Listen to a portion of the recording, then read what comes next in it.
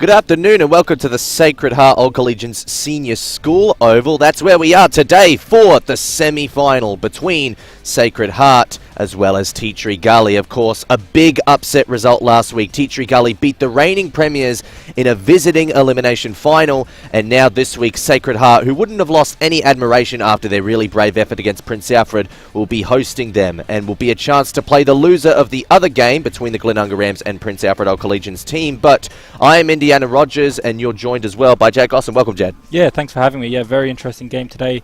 Big finals match. No one gave Tea Tree Gully a chance, just how they like it, and they came out victors. And now, again, they're probably the underdogs here, but again, they'll be really up for it.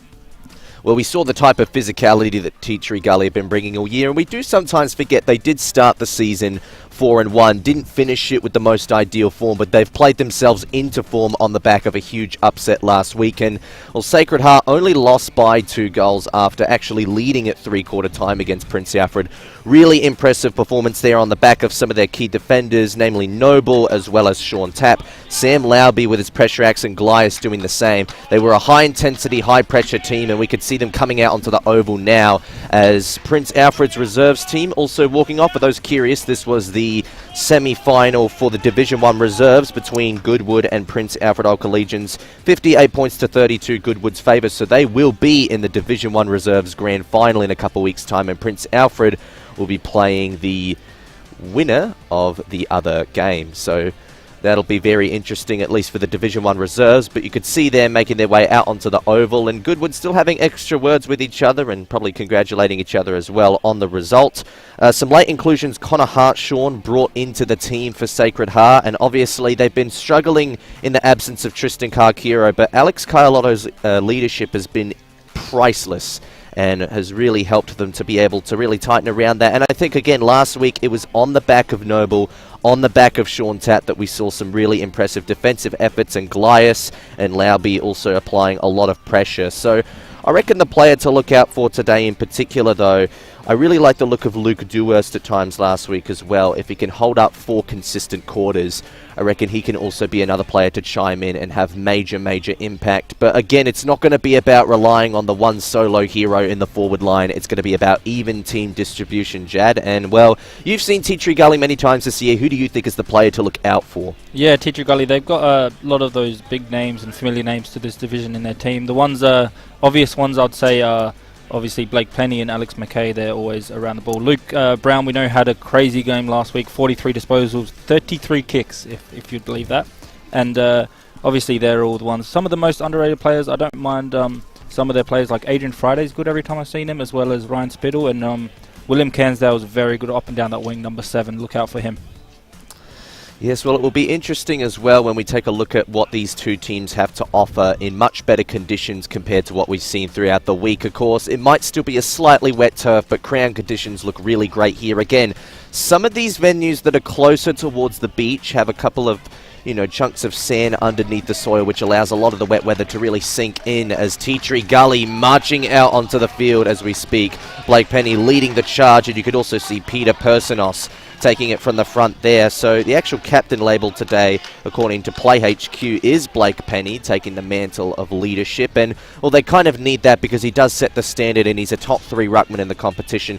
Clayton Simons labelled as the captain, and obviously Alex Carlotto, the playing coach, and his leadership has been really fantastic. And he stood up forward as well in big moments last week, particularly in the absence of Tristan Carquero. So it'll be really interesting to see how the afternoon plays out. And I think it's too early to really make any bold predictions for this one. I think Sacred Heart played far too well last week to not back it up with another similarly strong performance. But Tea Tree Gully, they came dedicated with a plan last week, and sometimes that's all you need to do in the finals. You don't have to be the superior team on the face of talent, list quality, or even game style, but if you come with a dedicated plan and structure to overthrow the opposition, well, then you actually come out the victorious team by the end of it. And finals games do isolate themselves from the rest of the season in that regard. So big thing to look out for. And don't forget, of course, we also have more Adelaide Footy League action happening across the day as well. Don't forget to tune into the other live stream hosted by Phil Herden and Tommy Javor, where they will be at Webb Oval today. The top of the ladder Glenunga Rams taking on Prince Alfred Old Collegians. The winner in that game at Park 9 against Sacred Heart last week, and the loser at that match will be playing the winner at this one, and the winner of that match straight into the grand final for Division 1 this year. It's been a very interesting final series so far, and some really exciting games last week, so I'm hoping we could back it up with a similar level of quality. And I reckon we might just take a look at some of the graphics now as well that we've kindly been offered. As you can see, Glenunga well on top of the ladder, easily the strongest percentage. But those top three teams on the ladder, all percentages in the 60 range. And Tea Tree Gully, like we said, started 4-1, only finished with an 8-10 record, but did enough to overthrow Broadview and keep their spot in the 5. So they did come a little bit under the pump from Broadview and Brighton at certain times of the year, but they just did enough. And, well, again, like, it really did feel like the top three was just a huge league above the rest of the competition. But Port District also kind of that middling team. Well, Tea Tree Gully, this will easily be their toughest game of the year one way or another, whether they can get it done, Jad. Yeah, 100%. You see Tea Tree Gully just made the finals by that 0.3%, but they've made the most of it so far, and they know they're really up for it. They're experienced in finals, and a lot of these players are leadership's out there for them, so they will push on. And yeah, they'll want to go far in the finals. They believe in themselves, even if no one else did last week, and they'll need that again this week for sure. Well, it was interesting on that episode of Between the Posts where we only had one person, I think it was Beck, actually, who predicted that Tea Tree Gully would win, but I don't remember anybody else actually calling out that Tea Tree Gully were going to be convincing winners. Everybody else expected it to be Port District. We'll take a look at the lineups as well. As you could see there, a lot of the familiar names like Kerish and Lovelock. Again, Sean Tapp has been fantastic and was huge last week. Joel Cross, another player who I'd like to keep an eye out on because he was one of the best on ground last week for Sacred Heart. So they've still got a couple of stocks to play with. And Cameron Rankin, another high-intensity player who, again, they seem to play with some of those more defensive pressure small forwards rather than focusing on the classy finishes, Jad. Yeah, 100%. And the Kerish is a good shout. I've watched him a few times. He's always around there. And Ethan Moore, shout out to him. We'll have a keep an eye on him. And we'll bring you the Tea Tree Gully teams now. So, yeah, some of the familiar names, obviously the McKay brothers, Luke Brown, everyone knows. Peter Personos, their highest goal scorer, 38 goals for the year. And also Ryan Spittle, very handy player, gets plenty of the ball, as well as Tyson Breeden last week, very nice goal, and is very solid player for them, always works hard and puts his body on the line when needed. And of course, we'd be pressed not to mention Luke Brown, obviously the former Adelaide Crows defender, who did feature in that 2017 grand final, if my extensive knowledge is correct. And, well, obviously having AFL experience on such a huge stage like that does help. But we've talked about this throughout the year, and I said it a little bit about Sam Gray as well. I think sometimes you don't want to overestimate the impact of those AFL players too much, and that's one reason why this year they kind of haven't relied on Luke Brown to be the main man and the main leader. So that's probably a wise decision as the teams are coming into their respective huddles now. And, well, if I did have to make a prediction, like I said, I reckon Sacred Heart just played so well last week that it's going to be very difficult to see them slipping up this one. But again, if Tea Tree do their homework during the week, like we said, when you have to come up with a dedicated structure and plan to overthrow the opposition, it actually means you spend double time on the pen-to-paper homework. You watch the tapes of their replays, their best performances of the year, and you side out every single strength. And sometimes you don't even bring your own strengths with you. You just focus on isolating the opposition, throwing them off their game, and sometimes it can shake them off a bit. So not 100% sure who won the coin toss either, but we'll be getting a look because, of course, Alex Kaialotto, we know, is the main forward for this team, and it looks as though he's going to be making his way down the ground, or maybe actually staying around this forward arc. So that would imply that Sacred Heart is going to be kicking to the left of screen, as Alex Kaialotto seems to be pretty comfortable staying within this arc, unless they're trying to get some sort of miraculous Dean Bailey-style magnet switch, which, I mean, this is a finals game. There's no tanking, obviously, at stake. So Tea Tree defenders making their way back. And again, the on-ball battle, I don't think either of these teams have had the strongest on-ball mixes. I mean, when we talk about Bo Schwartz and Jolly and Trangrove and some of the best on-ball names in the competition, and even, you know, the Gaffney brothers and Gray, I reckon these are probably some of the two lighter finals teams when it comes to really relying on those big heavyweights in the middle. I mean, you could see Show and Makers in the mix there with Alex Mackay, but I don't think they've really shaped games as much as some others, but they don't need to. I think it's about having consistent contributors, not individual heroes, like we said. Tom McDermott also making his way into there, and Bradley Noble pushing in on ball by the looks. So it is to be a finals match between Sacred Heart and Tea Tree Gully. No tomorrow for the loser. Lot at stake here this afternoon on what is a sunny but still chilling day. Sacred Heart with the first centre clearance. It goes forward. Superior position for Joshua Flynn. Wasn't good enough to take the mark, so it's going to come down to ground. Here's Kyle Otto. High looping ball is barely going to go the required 15, so the pack goes up. No mark comes down, but the Crummers persist. And now the snap around from Sam Lauby gets smothered. It's going to be taken to turf. It's not going to be called a high tackle, despite the wishes of the Sacred Heart players and fans. It will be a ball up, as you can see, on what looks like the 25-metre arc. So they've got an extra forward arc on top of a forward arc here at Sacred Heart Oval. That's fascinating. A holding infringement. This is going to be a set shot opportunity for what looks like Joel Cross, who, like we said, was one of the better players for them in their admirable loss to Prince Alfred last week. But they're not focusing on an admirable loss today because there is no tomorrow for an admirable loss. Only the result and the win is what matters. Joel Cross would know that now as he takes a set shot. Started from outside the main 50 arc. Kicked it from about 40 metres out, and the crowd really loved it. You could hear them going off before it even went through. Pinpoint accurate. The first goal of the game to Sacred Heart. They'll be very happy with that start for sure. They won the ball out the midfield straight away, get the ball in some of their main players' hands, and Joel Cross, with all his experience, knew exactly what to do. Wasn't nervous, wasn't too worried about the occasion, just went back and kicked it simple. And yeah, off to a good start for Sacred Heart. They'll be very happy with that. As they work themselves in the middle now. It'll be interesting to see. Keep your eye on number 2, Luke Brown. He can play midfield when they need to. I've seen him move back when they need to win the game, and forward when they need to find a way to score. So yeah, he's a very useful player for them. They just use him wherever he wants. Yeah, we'll see how that goes in the middle. The 2 ruckmen now at it again through the midfield is Sacred Heart. Another inside 50 straight away towards that 25-metre line. Takes a bounce. No one can mark it. The players jump on top and wrap him up, and it'll be the umpire says he'll throw it up just on that line. I don't mind that 25-metre line. Helps us with the distance of how far away they are from the goal. They're going up now. Another tap down. A snap round the corner. And another goal there coming the way of McAuliffe.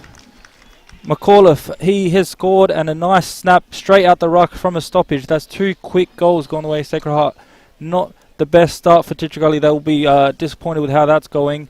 But Sacred Heart here at home really took advantage of that so far. And yeah, 2 quick goals.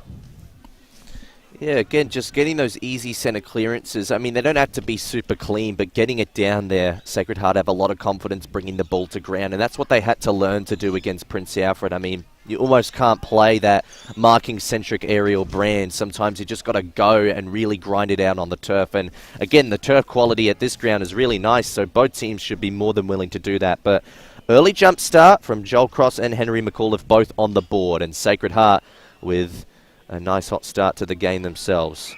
Tackle late by Tom McDermott. Doesn't let the ball go anywhere. Blake Penny. He's a fantastic ruckman, but he'll really need to make sure he can tap to advantage to his midfielders here. Mackay dived on the ball, and players dived on him in turn. Cameron Rankin amongst some of the players involved with that tackling stoppage. Sun decently bright. Still a pretty chill day. Not too much of a strong breeze going one way or another. That's a high looping ball from Show and Makers. He's only just going to make it out of the centre square, but it was actually marked by the end of it, surprisingly. Tyler Martin goes forward. Really made that one difficult for Personos. So it's going to rely on the pocket here. Extra numbers for Sacred Heart. Do they get out of trouble? No, they don't. Was it holding the ball? I reckon it might have just gone over the boundary line before that, because he didn't actually get boot to ball. So a bit unlucky there for Tea Tree Gully, but that's the type of pressure they need to lock it into this forward arc. Difficult situation now. Their first forward entry at the game, William Cansdall, who we know can be one of their more damaging forward line players when he's on. Glyas trying to apply some pressure onto Cansdall, not giving him too much space. And there's a free kick here that'll go Sacred Heart's way as they return it to Ethan Moore, who will slingshot off a full back. He wants to get a switch onto the far side of the ground, and he's done so effectively. Now breaking off, Bradley Noble took the mark, maybe tried to go too early, and that was a bit of a trigger-happy piece of play. They're going to call it touched, meaning that it won't be a penalty against Sacred Heart there. But tell you what, Bradley Noble took the great mark, but just tried to bite off a little bit too much after that. The ball now inbounded from the wing. Physically pushed him out the way. He was Penny, but it didn't touch it. But McKay gets the clearance anyways into the 50 now. Who can mark it? Huge fly from the defender there, but no mark taken. The ball bounces, and now a good pressure there. But it will be a throw up from the umpire. Good work there from Personos, really putting the pressure as one of those smaller type forwards. Really important in these modern game of footy. And it will be a high tackle, I believe. Going the way of Cansdale. It looked like he just got caught high as the defender came to tackle him, and he'll have a shot here from about 40 out. Not too much of an angle, so Teacher Gully will really want to get this one, get on the scoreboard and put the pressure back on Sacred Heart, saying, you know, we're not going away easy. I know you kicked the first 2 goals in the first minute, but keep the ball rolling in their direction. So let's see what happens here.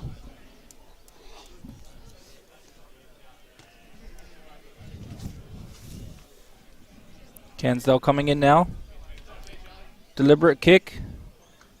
Is drifting a wide, straight off the boot, you could tell, and is missing to the left-hand side of the goal from our direction. And the first score for Teacher Gully, but it is a behind, unfortunately, for them. The breeze also just picked up as well, so that might have affected the kick in some capacity. Sacred Heart this time want to go to the near side wing, but it's been turned over from the kick in. Great mark. Through Brown. Back to Cansdall, who's going to get the forward 50 entry this time. Pops it to the tip of the square. Oof. And taking the mark at full forward with a lot of bravery. Teachery Gully, a huge opportunity here. You'd have to fall over to miss this one, as I say, confidently with Tyler Martin. I mean, it is true. You would have to fall over to miss it. Even commentators curse. I mean, if it's Harry Mackay, then I probably wouldn't feel too confident. But Tyler Martin, he can get the job done from point-blank range. And this is the easy part of what he just needed to do there. The huge contested mark. A not-so-fashionable goal, but a really important one to get Teachery Gully their first major of the day. Tyler Martin, of course, 5 goals last week, so definitely knows how to find the big sticks, and he does on that occasion very nicely for the first goal for Teachery Gully. So it took them a little bit more of a grind to get that one out, but as soon as they got it in the forward 50, you just got the feeling that Teachery knew how to lock it in a little bit better. Sacred Heart definitely rely a lot more on those fast reflexes, and we did learn in that last quarter as well that Sacred Heart struggled a little bit to get the ball into their forward half when it was locked in against their will. Cleared out. Hand passed out of trouble by Bredden. Goes back to full forward. It might just go rushed over for a minor score. No, won't be required. Brinkworth combining with some other Sacred Heart teammates to get it out of trouble. Penny's there. Didn't go up for the mark. He tried to stay behind for the crumb. Here's Cross. Managed to weave his way through traffic really well. And they might be out here, Sacred Heart, if they can continue one creative hand pass with another. But McDermott might have just ran into too much trouble there. It's been locked up. And it will be a ball up on the back of Joshua Flynn's tackle. Nice tackle there, and now the 2 ruckmen go at it again. Trying to find a little bit of room. Bit of a dump tackle there, but play on, says the ump. And it will be a holding the ball, going the way of Alex McKay. Takes the ball forward now. Long kick. Bit of a pack forming. Another big fly from the defence there, but the ball bounces and the Teacher Gully get the ball inside 50. Towards the pocket now is Spittle. Spins out of trouble, slips a little bit. Handballs to a teammate. In Personos, but it's touched. It might be going for a boundary throw-in, I'm not sure exactly, but yeah, it looks like it was a boundary throw-in, so it just went over the line when he tried to get it back in board. This is not a bad result, though, for Teacher Gully. They'll like this. We've seen them already lock it in their 50, so they'll just have to do that again for a little bit longer. Find a way out. Doesn't let the defence out easily, but now they do get the kick away. Who's there to mark it? In front is one of the Sacred Heart players, but it just bobbles over the back. There's a bit of a foot race now to just pick it up. Sliding down to try and collect the ball and gets caught high. Play on, says the ump, into the 50 now. One-on-ones around the field. Bounces over everyone here. And they're running away with it. Teacher Gully, well, trying to anyway. Bit of a miscommunication. Eventually, Penny clears it and the smother. So good pressure from Sacred Heart just to not let it get bombed out. And a big tackle now right on the 50-metre paint of the Sacred Heart forward line. So we tip to the 10-minute mark of the opening quarter. Plenty of football still to be played in this opening term. Penny, this time he tried to get the clearance on his own boot. It might work out for them. They planned the quick reflex hand pass action. Now shower makers. Goes long into the forward 50. Positioned it out really well for Spittle, but he wasn't able to take the mark. So now he's going to have to go down deeper and be the finisher instead. That's exactly what he did. Really well played by Spittle. The second effort and the ability to run down was really good. You could see here after missing the mark. And also credit to Peter Personos, who had really good hand pass ability. That's a really great replay to show just what Teachery Gully needed to do in that passage of play there, because sometimes you get goal side, but you panic, and eventually sometimes you fall over if it gets rushed over for a behind. But Personos had composure, and Spittle played the cherry pick role really well there. Credit to them. And it's now a 1-point game in Teachery Gully's favour. Very nice composure there. Was while he was getting tackled, had the awareness of who was around him, just handballed it over the top of one of the defenders there, and an easy goal for Teacher Gully. He made it easy. It was not easy at all, but Penny with another handball over the top, another clearance from the middle. He's probably got about 3 or 4 clearances by himself so far. The ball makes its way onto the wing now. Spun out of trouble, but didn't dispose of it, so he was tackled, and it is now holding the ball going the way of Sacred Heart. Really want to make the most of their inside 50s. They've went a few times without doing too much, but they go in now. Just couldn't take the mark, but it's play on the wing, snapped it, having a shot at goal. This will be a miraculous goal. What a goal! Amazing goal by Tom McDermott there, just right on the pocket of the 50-metre, right on the boundary line, 15 metres out, left foot, and it went straight through. It knew exactly what to do, didn't hesitate, didn't even look if there's anyone in the middle. What a crazy goal. That is the best goal of the 2023 Division 1 Final Series so far, without a doubt. Tom McDermott, the bounce, the footy gods really liked the look of it, so they gave him the extra push on that bounce, and, well, almost a bit of an Angus Monfries right angle style action about that. Really nice. That was crazy, yeah. He was really pressed into the pocket, on the not even the pocket, sorry, the 50-metre line, like boundary, and he just went for it, and it was, yeah, very, very nicely done. And that was an important response too. They needed that. They'd conceded the last 2 goals. They'll get another centre clearance here too. They stretch out to the far side. No mark for Verrill. He was spoiled out of it. Luke Brown with the response. Look at that long kick. Goes from one end of the centre square to the other, really. But it's been marked here, intercepted, in fact, by Sean Tapp. He is such a big defensive presence. One of the best key defenders in the competition right now, and one of the most important in this final series. It's another good short mark. Just Mitch Napper being careful not to give away a 25 there. Sacred Heart slow up to assess the options. Sun not too bright, so shouldn't be affecting the player's eyesight too much. Plenty of shade for the spectators, because this is a very nice venue. Down the corridor they go. Awkward spinning ball. It's going to be a hard one for Noble to win, who's tossed himself up forward. He can be a bit of a swingman at times. We see him up forward in this instance. That's what the absence of Karkira might do to the structure at this team. That looked like it might have been high. Is it going to be paid? It's been dragged in. The umpire was patient with it, but it's eventually spilled over the boundary line anyway. And there's a bit of push and shove there with Glyas. We talk about him being a high-pressure player. Well, he definitely applied some of that pressure physically there, and Teachery Gully retaliated. Now, back into the stoppage. Great tap work there, once again, by Bradley Noble pitching into the ruck stocks. And there's going to be a free kick here. Once again, a bit of push and shove to follow. But Teachery Gully to come out with the free instead. William Canstel. Pressure relieved a little bit there with that free kick. But looking up the field, there's not too many options for Teachery Gully. So it will be interesting if they try and chip it out here or just bomb it down the line. He goes for the bomb down the line. Big pack of players here. Good luck marking that one. The ball does bounce, no mark taken, and a pack forms with its tackles, but they do well to get a clearance kick only as far as Luke Brown. Hasn't called his name too much so far, so doing a good job, Sacred Heart, to stop him after his 43 touches last week. They switch the play, but the pressure is very nice, and had a few bit outnumbered there, but the pressure tackling and was nice. It goes out for a boundary throw in just on the wing. Sacred Heart player there, very nicely done. They'll bring it back now. You can see the crowd forming, all the deck chairs and tables, people enjoying their Saturday afternoon footy here.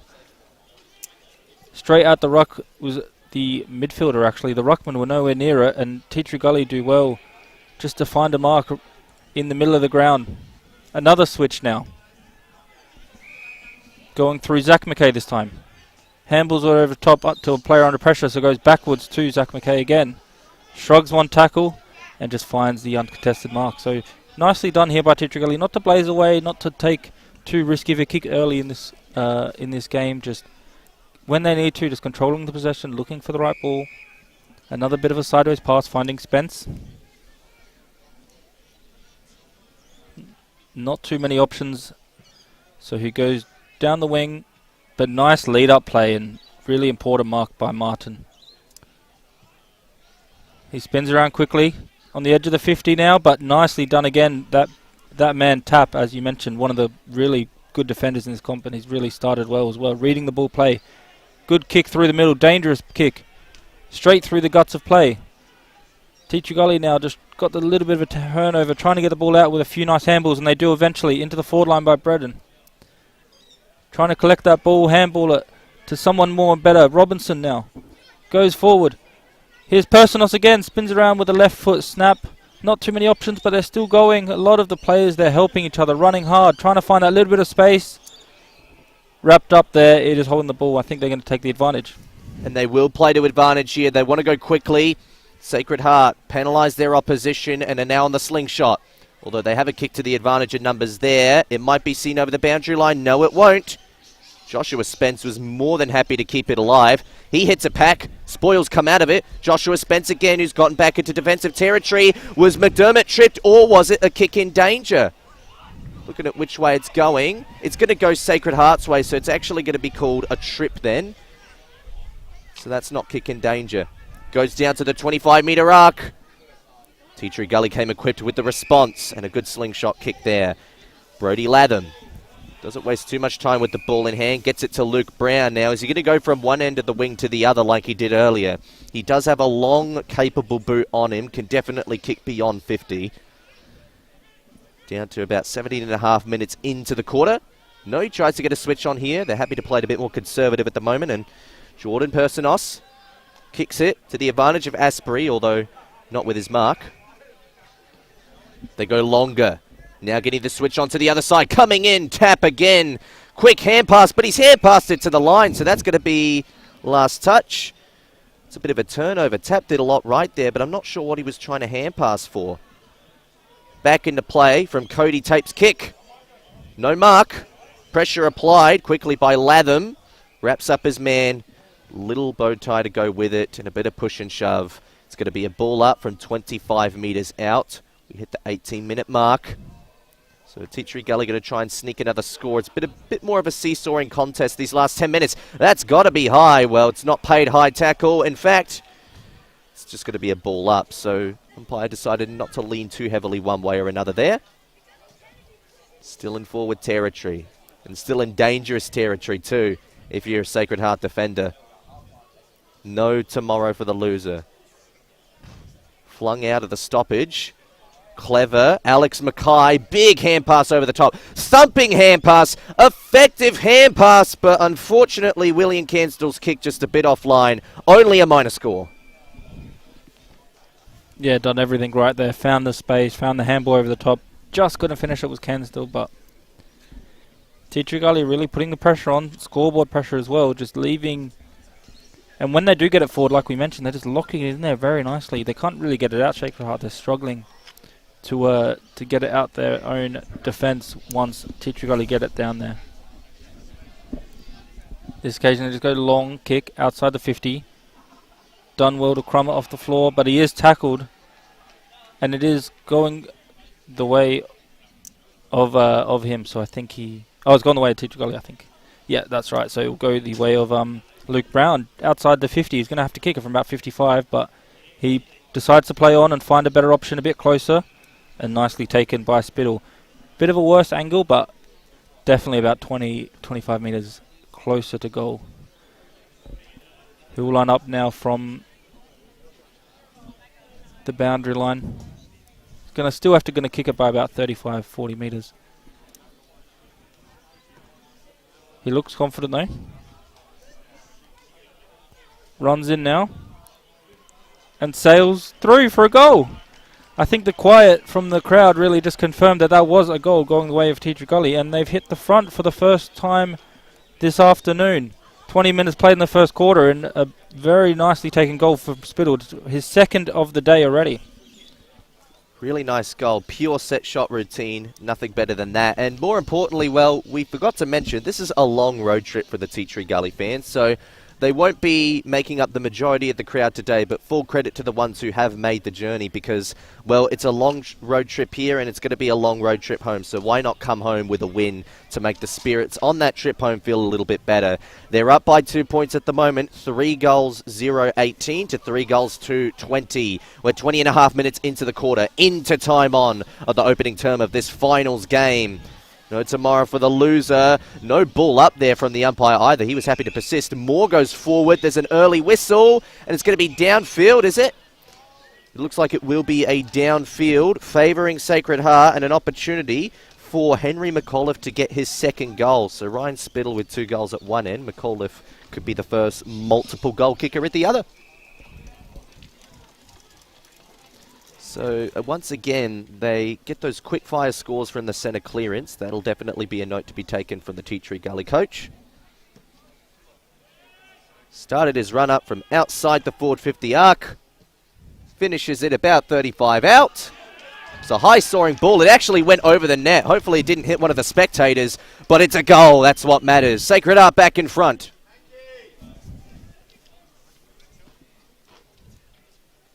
Good to see back and forth footy, both teams really making the scoreboard tick over. Interesting, Teacher Gully 3 goals too. They've been good today, but last week they had 14 goals, 14 behind. So something to look a close eye on if they can improve on that and do better in that department. It'll go a long way to winning this match. Didn't take them too long to retrieve the ball back either, so credit to the spectators. Sped up things along. They want to see as much football today as they can. 100%, yeah. They're here to see their team get the victory, and they got it back quickly. 22 minutes played. We'll get a secondary stoppage here right from the centre. Good jostle from the ruckman. Penny again with a nice tap, however. McKay now overlapping handball. Not quite the best, but he does get the quick one too. Over the top now to Personos. Not Personos, sorry, number 14 in Harley. Harley shoots, and now it's Personos, but the kick not good and doesn't even make the distance with that left snap. And Sacred Heart just find the marks to get themselves out of danger. Goes sideways, about 40 metre kick sideways, but not too much time left in this quarter. Don't want to take too many risks, but they are going now nicely with a mark on the wing from tap again. Go forward once again. The one-hand tap there from the big forward. They're streaming into the 50 now. Has a shot from about 45 metres out. And straight through the middle. Nicely done by Harvey Lambert. Really good awareness there to collect the tap from his captain coach Alex Carlotto. And good composure to finish from that far out. Started really strong in the first couple of minutes, and they've had a good last couple of minutes now, Sacred Heart. 4 goals straight, 24 to 3 goals too. So Teacher Gully equal on scoring opportunities, but 5 goals zip as we've just corrected the scoreboard there. Narrowing down to the 24-minute mark, you get the feeling that there's going to be at least one more goal in this quarter. Teacher have ticked a lot of boxes, but as you can see there, just a couple of repeat entries that haven't gone their way, but I wouldn't call them inefficient. But obviously, it's going to be hard to defend those scores from the centre clearances that Sacred Heart have been relying so dependently on. They might get one here, though, for themselves, Tea Tree Gully. Zach Mackay, lace-out kick. Here's Peter Persinos. Big time for a big goal. He wanted to try his range. Oh, is that front on? Did it come off of a player's boot anyway? I reckon it did. And I think the finish has actually been completed by Tyson Bredden, I think. Yep. That sounds about right. Persinos, as you could see there on the replay, kicked it down, deepest option. It looked like it was going to be front on contact to Tyler Martin, but it didn't matter anyway. Tyson Bredden gets the goal, and that is the late one they needed. So we've got a pretty well poised game. 4 goals to 5 goals zip. So one team slightly superior on scoreboard opportunities, but I think it's been a very even game myself, Jad. Very good, yeah, very even game so far, and it's interesting to see the two styles. I'd say Tea Tree Gully are not the biggest team physically in terms of height, but so when Sacred Heart found those marks on the wing, it's really gone a long way of them getting the ball forward and finding the goals. But around the ground, I feel like maybe Tea Tree Gully have a little bit more pace because of that that difference in the height, and they're just zipping around and never giving up when it's on the forward line, just letting the ball roll forward. It is a high tackle though, going the way of Sacred Heart now. Kick down the field. Nicely taken there by Cross. And now to Lovelock, but nice smother to just leave the ball a lot further from goal than it would have been if he didn't smother it. And it's going to be a boundary throw in now, right on the paint where the 50-metre line meets the boundary line. Inbound now. They wouldn't want to concede a late goal here, but they have a chance. Kick round the corner. Wide. That was Sam Loeb there getting the first behind on the scoreboard for Sacred Heart. 26 minutes played in the first quarter. There was a lot of goals happening this quarter, so it could be a long quarter, maybe up to 30 minutes. And both teams there not giving up, knowing this fact. And it's a 25 given away. Just didn't clear the area gate and gave away the 25. They play on quickly from it. Kick into the pocket. No mark taken, but they're playing on now. Handball to a person in a little bit more space. Twice. And Bredden again for his second in a row. Tyson Bredden with his second in a row. Nice work there coming from the Tea Tree Gully players. Just knew they couldn't have the shot, so just kept handballing it, finding an option, and they find that goal. 27 minutes in, a 10-goal quarter between the two teams, a high-scoring contest, and that's what the conditions in September open up the possibilities for, much higher-scoring, high-paced football. So it's good to see that in the opening tournament today. 5 goals 1 v 5 goals 2, efficient as well. And we wouldn't normally see this type of efficiency in the conditions that we get in July, so hopefully that'll uphold itself for the rest of the afternoon. Joel Cross, Sacred Heart in need of a response now to win the lead back before quarter time, and retain some of that confidence, but that ball's gone wide out and no fingers on it, so Oscar Lovelock wasn't quite able to beat the boundary line to the ball. James Harley instead to kick it in for Tea Tree Gully. And it looks like, is there a 25-metre penalty here? There was an off-ball hit and a yellow card as well, which has actually gone to Joel Cross by the looks of things. So that's disappointing from a Sacred Heart perspective. And unsportsmanlike conduct has resulted in the 25-metre penalty being given away. So the small medical team getting out to check on the Tea Tree Gully player who was the victim of that collision.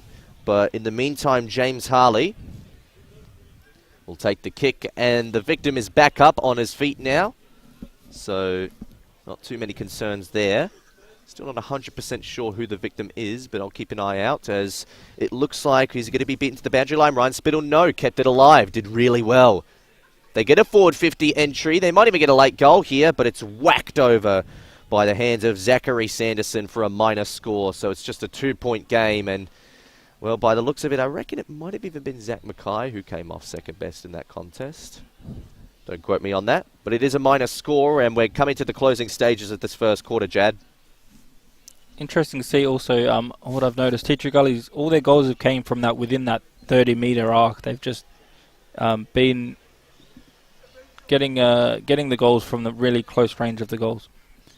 Just a bit of a delay as they have to run round the fence to get the ball off the street. But they'll inbound it now. Not too much time left, I'd imagine. 29 minutes played. Big kick towards the wing. over the top of everyone. Bit of a contest here. Will it go over the boundary line? Yes, it does. And it will be a boundary throw-in. Not far from the interchange gates.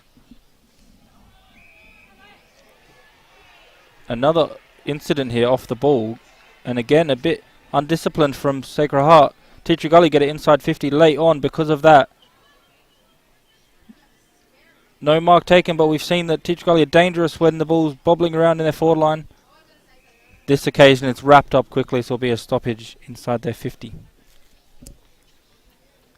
Let's see if they can find a bit of room for a kick here. And there's the siren. So first quarter finishes as it was. 5 goals 1, 31. Plays 5 goals 2, 32. Very interesting game so far. We've got our hands in high scoring, Indy. Yeah, so 31 points to 33, only a 2-point game. I mean, that just shows how high-paced and high-scoring it's been. It's exciting action and hopefully more to come. We'll take a break and be back with the rest of the game afterwards. Well, folks, we're down here at the Banner Crew. Our friend, supporter and sponsor of Between the Posts has joined us. Welcome, Jason Goods. Thanks, Tony. Nice to be with you. What can the people out there expect to buy from the Banner Crew and get looked after? Pretty much anything that you can put your club logo on or a message from the club, whether it be, like you mentioned, a marquee or a flag or an A-frame or a banner, a stubby holder, a pen, anything like that, anything that you can pop the club branding on. Everything's customisable. So basically we've got an in-house design department with 2 graphic designers that can work toward getting the message across that you're after. We're down here at 318 to 326 St Vincent Street, Port Adelaide. Jason, thank you so much for your support.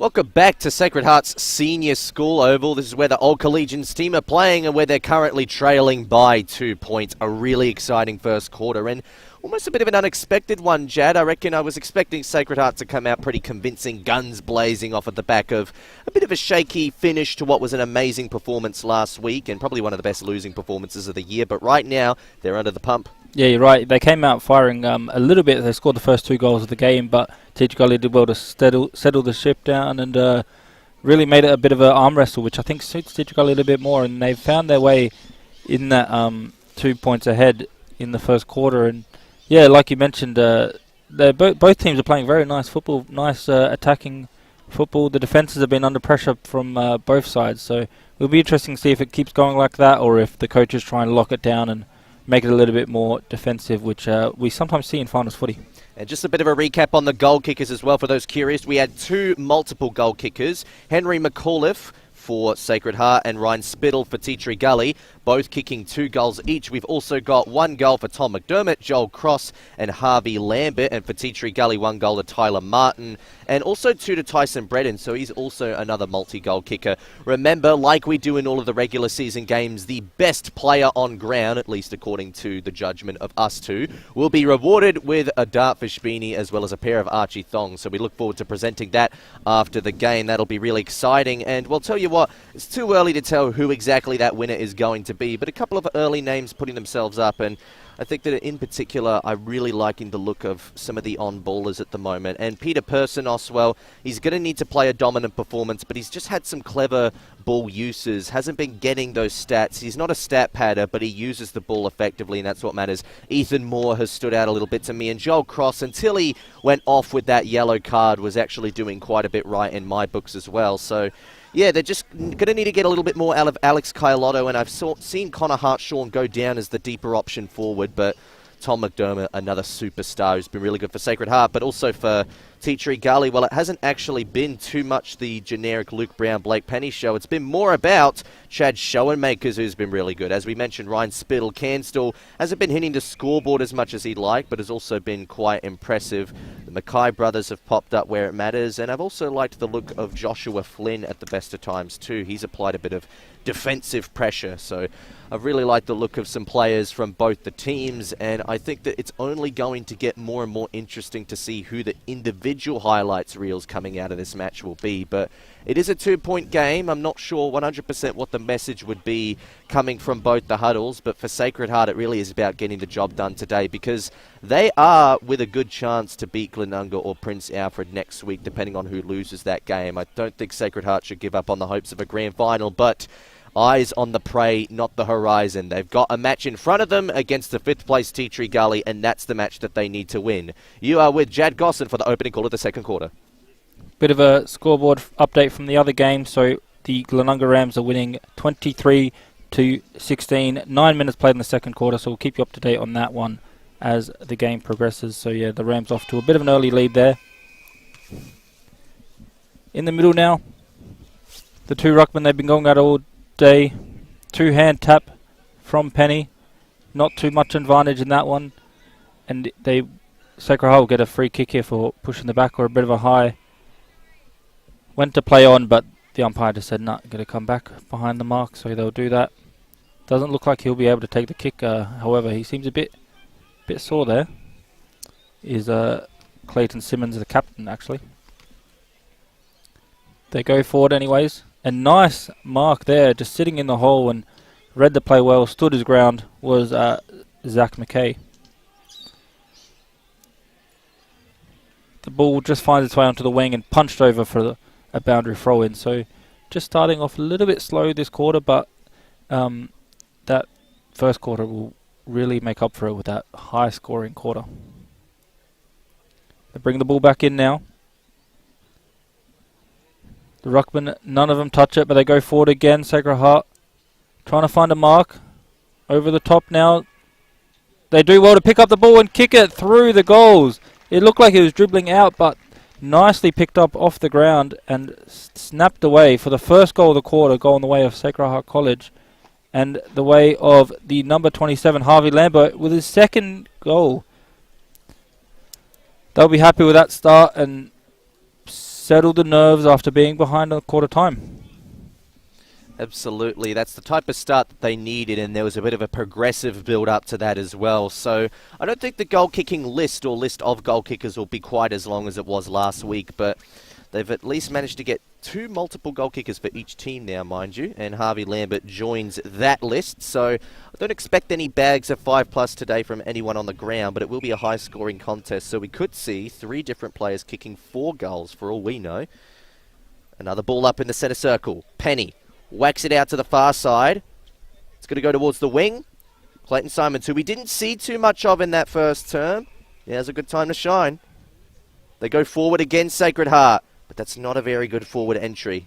The Tea Tree defender had the better read of that one, and well read more importantly, but what looked like Jordan Personos, so the other Personos who plays a lot more defensive minutes as we know. They try to get a switch on here. Almost ran into some trouble, but some good leg speed keeps the ball moving in motion for Tea Tree Gully. Trying to fend it off, trying to take the one-handed too. Ryan Spittle almost had to do too much there and make the best of a bad situation, and he did follow it up with a good second effort tackle, and as you could see there, Tyson Bredin just telling him you did a great job there with the tackling pressure. And that type of follow-up is what really adds Tea Tree Gully's strength of play into the contest, but that's not so much their strength the less accurate tackling, as we'd like to call it. That one's gone far too high. Sam Lorb, not 15, so Karish is going to have to work around, but he fended off his man well. Goes out wide, not the best of kicks, and that's got to be a high tackle free kick to Zach Mackay. They're going to play advantage here. They wanted to use the corridor as quickly as they could. They'll retain possession. To the other side of the centre square, they go forward, leaping too early. It's going to be play on. Tyson Bredin just didn't jump at the right time, but there's a holding the man free kick, and it is going to go the way of Bredin, so he'll have a set shot from about 40 metres out, directly in front. So unfortunately, once you get all the crummers running back so rapidly goal side, it does become a little bit too easy to give away free kicks like that. So I don't think it was sloppy defence, but just a moment of panic for Sacred Heart. Tyson Bredin looking for goal number 3, which would make him the leading goal kicker for the match this afternoon. Simple angle, not so simple distance. And the angle was unfortunately his weakness there. He didn't kick it as straight as he could, so that'll add it to 5 goals for a 3-point game at Sacred Heart Oval. He runs on and plays on from that kick in now, goes long away from the goal as far as he could. There's Simons again. Finds Carlotto, so the captain and the coach linking up there.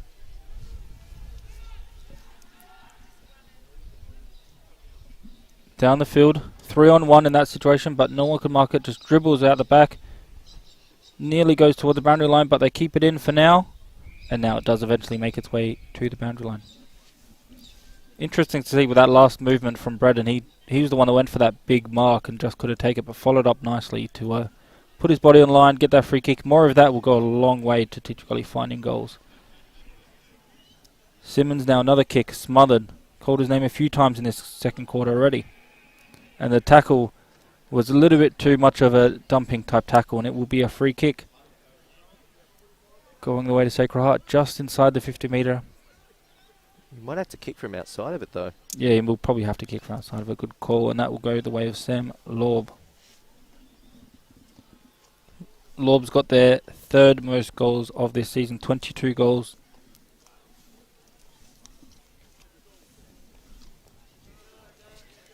Lining up now. Nicely kicked. On the line, however, touched, and it will be a behind. Set up nicely by all the tall players on the boundary like we like to see, and it will be a behind going the way of the Sacred Heart. 7-2-44, 10-point lead over Teacher Gully, 34. So it's actually 38-34. Sorry, just updated now. 6 minutes played, and Luke Brown will inbound it now. So Luke Brown goes long and wide. Spoiled out. And comes into the hands of Glias, who had no prior opportunity, so not going to be penalised, even though, well, Joshua Spence really wanted a free kick there. Won't get one. Only a ball up. Penny once again with the effective tap, goes towards the line, but the boundary line beat the contest to that one, and it will be thrown in instead for another stoppage. So one thing is, again, it's a cold day, but it's a sunny one, so the players would still be feeling a little bit heated out there in the kitchen, particularly around these contests. But as the afternoon progresses, the shade will start to overtake more and more of the field. So that could make a difference as to where we see the bulk of possession being played at. It'll be another throw in here by the looks. No, it's actually going to be last touch, or maybe out of bounds on the full, because Oscar Lovelock couldn't quite compete with that one. So Tea Gully to slingshot off at the back end of their respective wing. That's a high ball. Not going to be easy for anyone to mark, but tell you what, nobody stopped the run of Tyler Martin. He had a clean run at the ball. That was really superb stuff. So now he goes forward with an equally as high ball, but this time Sacred Heart came with the superior defensive setup. Luke Dewhurst coming in on the flight did a really good job to take that intercept. Saves up a moment for Sacred Heart. They're up by 4 points. In defensive territory for the moment, but an early leap there is going to go against Tea Gully. Sam Lorb waiting to get the ball back, which he does. Oh, dangerous kick into the corridor that only just went 50 metres and it didn't hit the target lace out. Now Personos applying pressure. Sacred Heart have got the extra numbers, and that backup was ultimately what they needed to get out of trouble, but they don't, because Forster took too much time with the handball, and now it's holding the ball going the other way. So a little bit lucky there, but Personos was nearly out there, and that nearly could have been something disastrous. But instead, Cooper Brinkworth from centre half back. This time they want to be careful not to concede the easy turnover. So they swap it over, give up a couple metres worth of advancement to get it into the hands of Clayton Simons, who was easily their best player from last week, in my opinion. A captain who led from the front in crucial moments. And he was the better captain on that day until McNamara put together a match-winning second half. Ball been turned over here, though, by Foot, so that's another bad turnover for Sacred Heart. Brown sends it back into the forward line. It's going to be down to the Crummers, working on tight angle there, snapping it around, key position, and big spoil coming in once again from Clayton Simons. He is a relatively tall man, and he doesn't play key position all the time, but that type of height can sometimes make up a couple extra centimetres for one-on-ones like that. Yeah, you're right, and he's been hanging around the defence a little bit the last few minutes. He's still there now, actually, so it'd be interesting to see if him drift back when they need help. He's up near the contest now. You see him on the left of your screen. Yeah, quiet first quarter, but we've called him a lot this second quarter. Really stepped up. Be a stoppage now. Half forward for Teacher Gully. Punched over the top by Penny. Trying to go backwards to go forwards, but the Sacred Heart players are there. Big tackle, and it will be another stoppage now. A little bit going on afterwards, but the ball is going to be thrown up. Tapped down by Penny, but Simon's there again. Sidesteps out of trouble, kicks the ball forward nicely. And if he keeps doing that, it's going to go a long way to helping the team.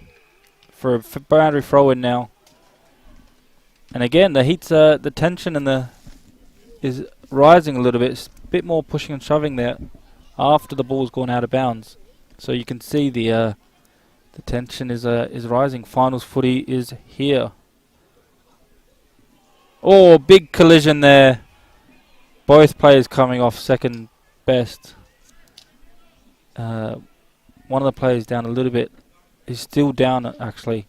So it's going to be a free kick his way. Doug Proud on the floor still. A bit slow to get up. Not too bad, hopefully. Will be a stop and play here. Just to check on whether or not he needs to be walked off. So he's still holding the head. He looks winded. He's definitely had the wind taken out of himself.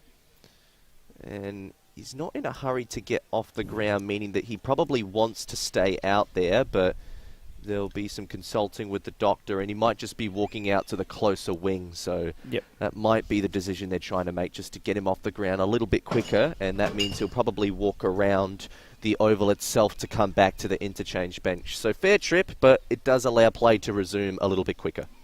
Yeah, not sure if it was a bit of a head knock, but a big collision, and the game just waiting for him to get off, and now we restart. Big kick into the forward line, big fly as well, and the ball just going out.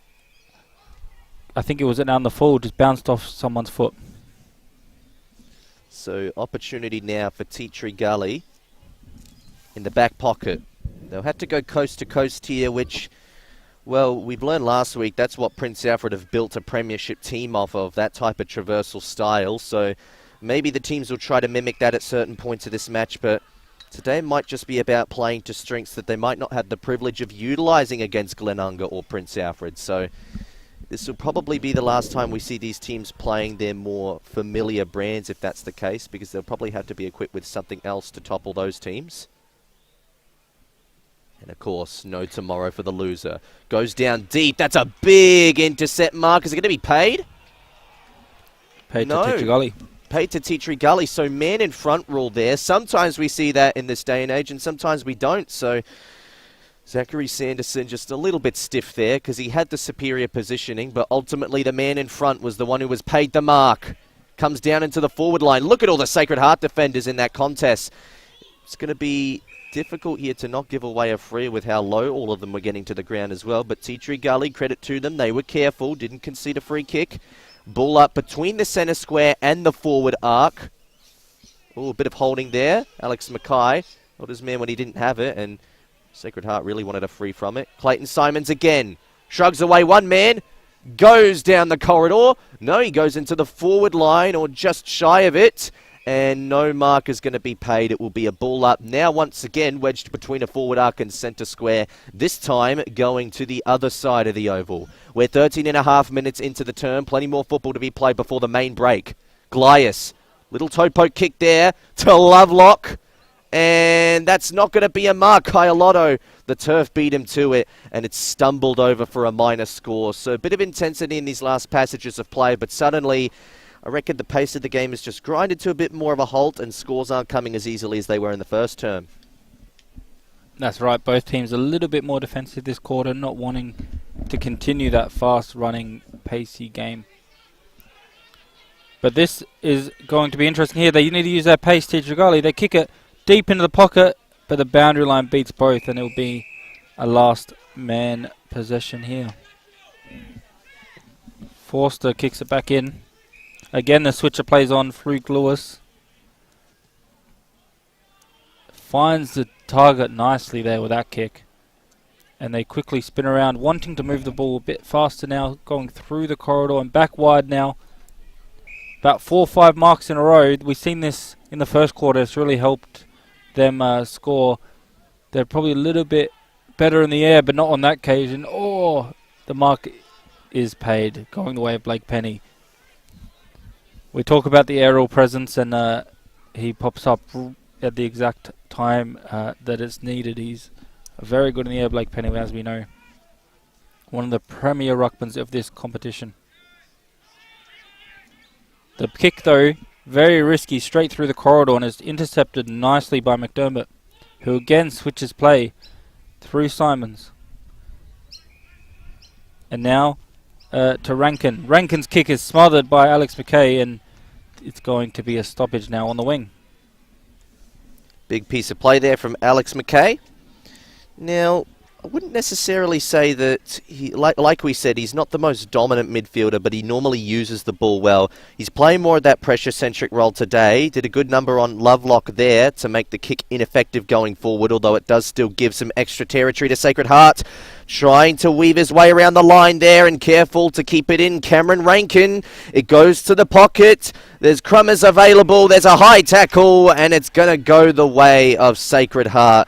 The Tea Tree Gully defenders are absolutely livid with the call. And it was a little bit unfortunate because it was a tough situation, but Sam Lorb ultimately best positioned for the free and will get it. You can see him kicking, well, starting his run up from the edge of the 25-metre arc. So this will be a very simple shot, you reckon. He's going to go around the body, go with the snap, and he's actually missed. Tea Tree Gully fans will call that one karma, but it's a big missed opportunity for Sacred Heart. And now there's a bit of push and shove going on just off the ball as we get a look at the kick in for Tea Tree Gully. They'll play it safe for the moment, and it's now in the hands of Cody Tape. Cody Tape goes wide. Finds Alex Mackay, the handball over the top. This is the run and handball game that we know Tea Tree Gully like. Robinson now into the 50. Bit of a 2-on-1.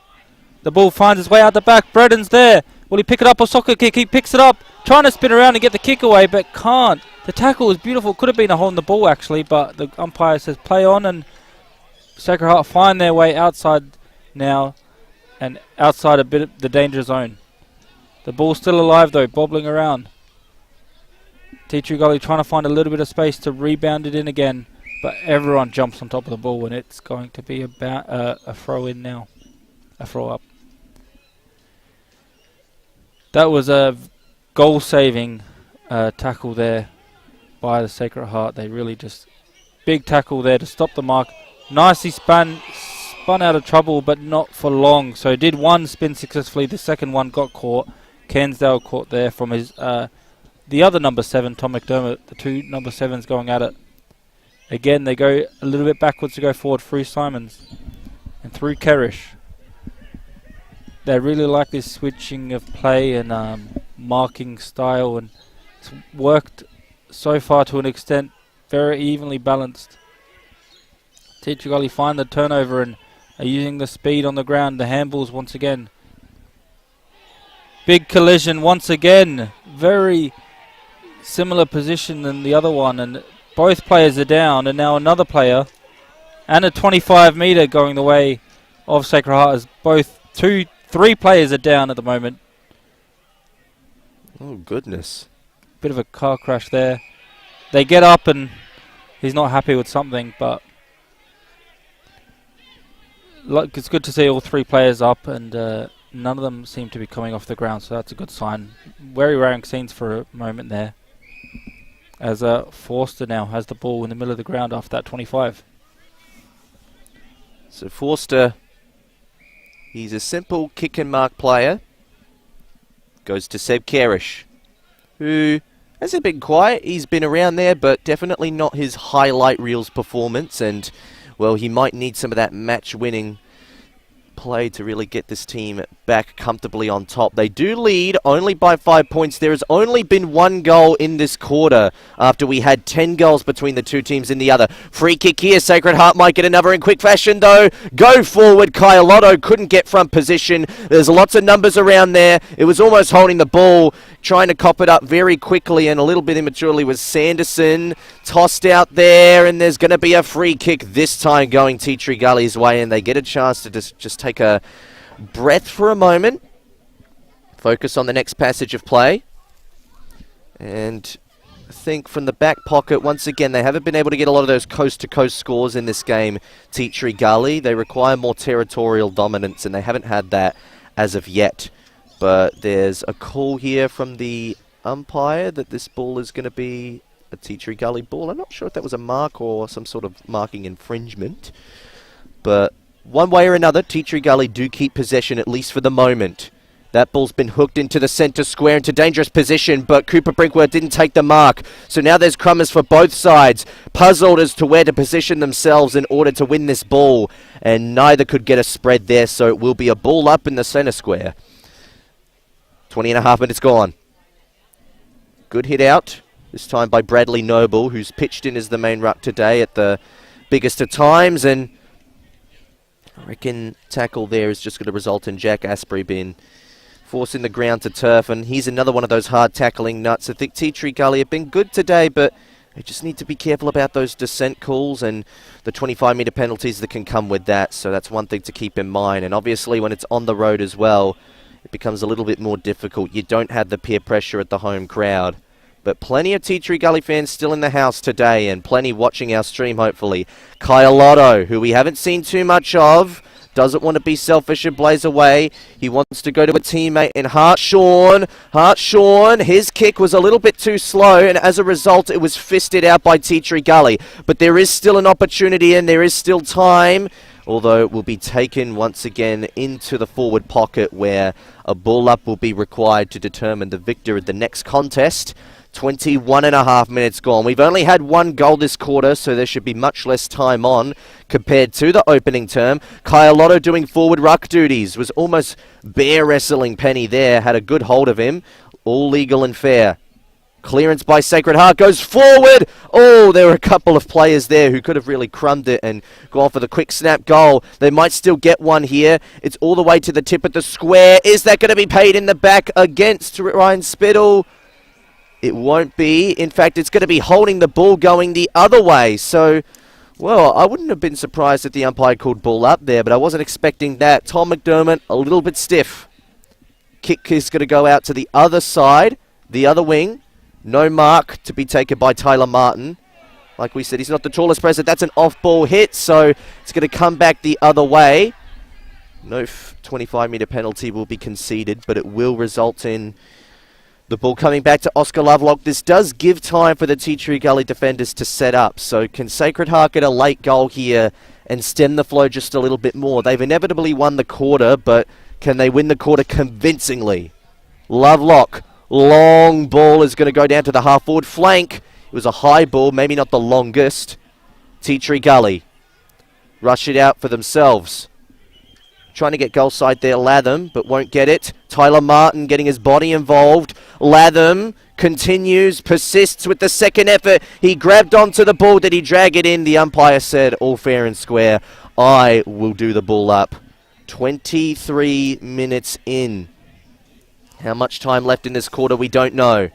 But Tyler Martin doing some of the ruck work here instead of Penny, just to give Penny a little bit of an extra break there. Maybe they want to rest him up forward at some point. Charlie Hilliard rushes it out.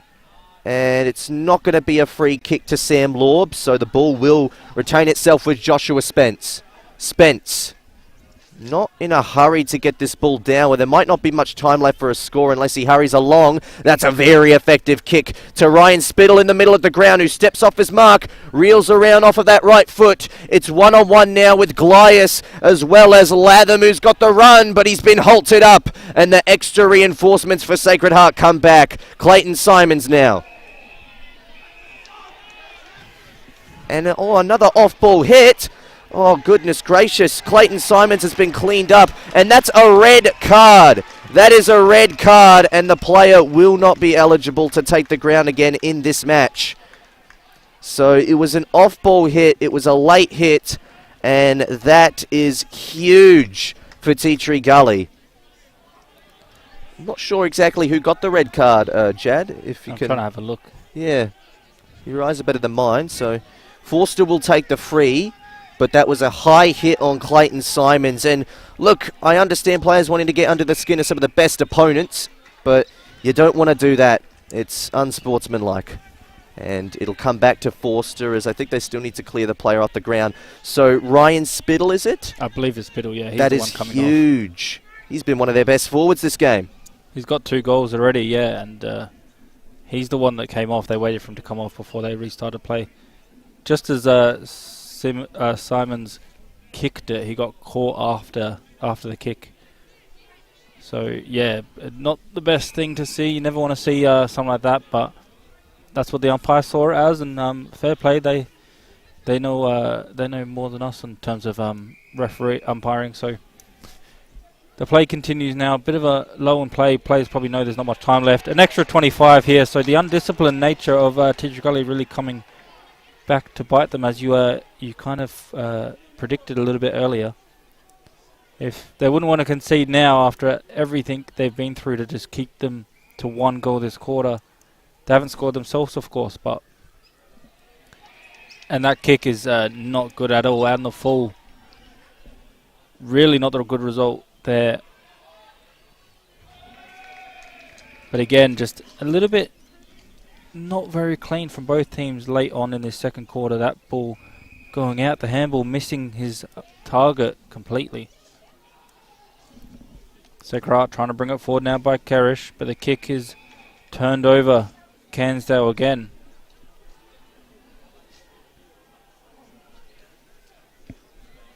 Bit of a push after he actually won the mark. So again, they've got to be careful. The discipline here will definitely come back and cost them a goal or two as the game continues. It's not even half time yet, and they've already lost a player as well as given away multiple 25 penalties. 26 and a half played. Wouldn't want to concede here now. They do give away the free kick. They play on quickly, or they try to. They have to bring it back. They'll want to play on quickly now. Vizari with the ball. Bombs it into the 50. Can they find a mark? No mark, tap down. The ball bobbles out, free. Can they find a mark or something here? Vizari again with a good follow-up, but the kick only as far as the Tea Tree Gully defence. This has been a long quarter, this one, and the quarter where only 1 goal has been kicked. Is there one more roll of the dice left for one of these teams? If it's going to be either of them, you reckon it'd be Sacred Heart. They've been building forward momentum, but I thought this was going to be a stoppage. Tell you what, Tea Tree Gully have got the ball in hand. They don't plan to go too long here. They might be out of time. 27 and a half minutes in. Long ball. Penny was down there, so they did try to give him a spell up forward. Oh! Personos. Can he crumb? Oh, he did, but then he was caught high, so he might want to just go back and take the set shot here, but he's not looking like he's going to run back. Now he will have to. The halftime siren is gone. To clarify, it was a 2-point lead to Tea Tree Gully at quarter time. They've inevitably lost the quarter, but could still hold on to the lead if Persinos kicks true. To take back the lead at the last gasp of the second quarter and go into the main break, go back into the locker room, still feeling like winners, at least to some degree. It's been a bit of a chaotic quarter. They've taken blows left, right, and centre, and Persinos has kicked true.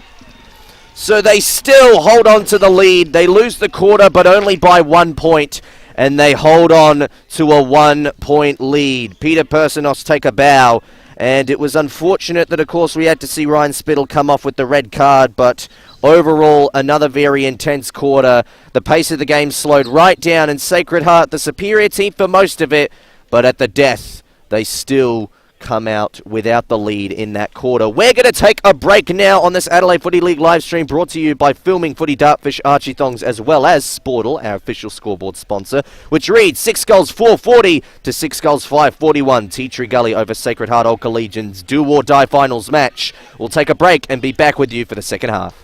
Well, folks, we're down here at the Banner Crew. Our friend, supporter and sponsor of Between the Posts has joined us. Welcome, Jason Goods. Thanks, Tony. Nice to be with you. What can the people out there expect to buy from the Banner Crew and get looked after? Pretty much anything that you can put your club logo on, or a message from the club, whether it be, like you mentioned, a marquee or a flag or an A-frame or a banner, a stubby holder, a pen, anything like that, anything that you can pop the club branding on. Everything's customisable. So basically we've got an in-house design department with 2 graphic designers that can work toward getting the message across that you're after.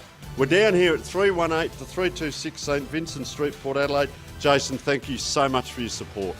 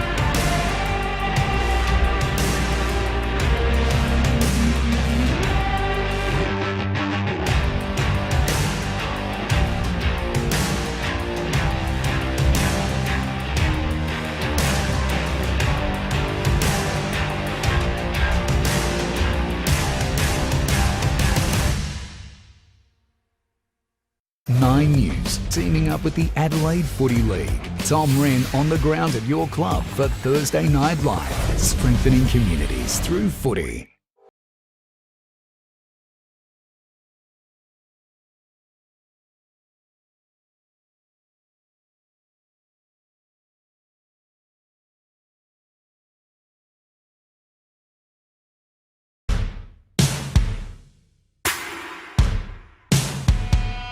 And Crone takes the lead in the Coolmore. Crone draws clean out from Mizzy.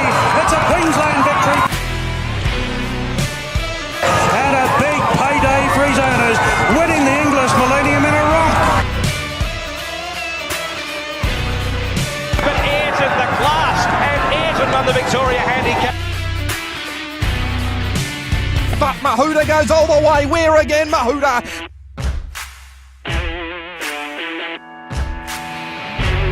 Taliqua, too classy for them. The Blue Star flashing, beats the ball. A Blue Star gets up the win. But it's all Globe, 100 metres to go. It's 6 lengths in front. This is an outstanding performance again. And Globe eased down, won the King's Coronation Cup in a canter.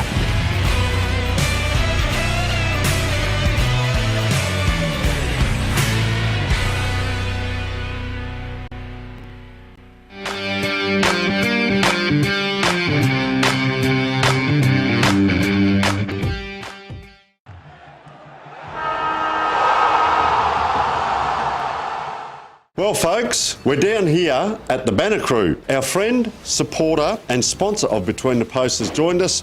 Welcome, Jason Goods. Thanks, Tony. Nice to be with you. What can the people out there expect to buy from the Banner Crew and get looked after? Pretty much anything that you can put your club logo on or a message from the club, whether it be, like you mentioned, a marquee or a flag or an A-frame or a banner, a stubby holder, a pen, anything like that, anything that you can pop the club branding on. Everything's customisable, so basically we've got an in-house design department with 2 graphic designers that can work toward getting the message across that you're after. We're down here at 318 to 326 St Vincent Street, Port Adelaide. Jason, thank you so much for your support.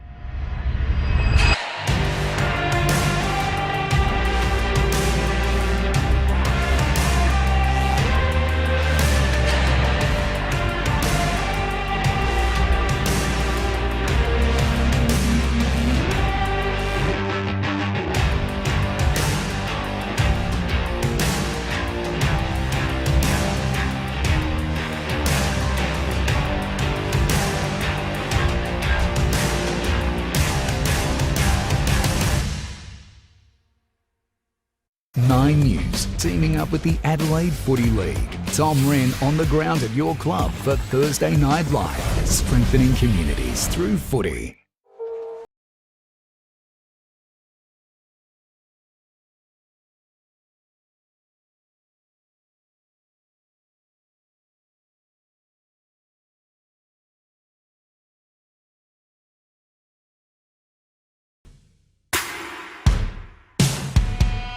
And Crone takes the lead in the Coolmore.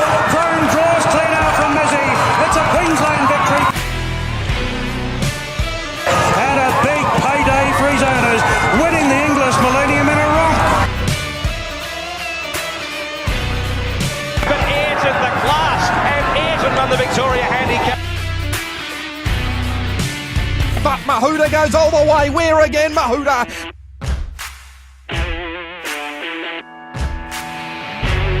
Taliqua, too classy for them. The Blue Star flashing, beats the ball. A Blue Star gets up the win. But it's all Globe, 100 metres to go. It's 6 lengths in front. This is an outstanding performance again. And Globe eased down, won the King's Coronation Cup in a canter.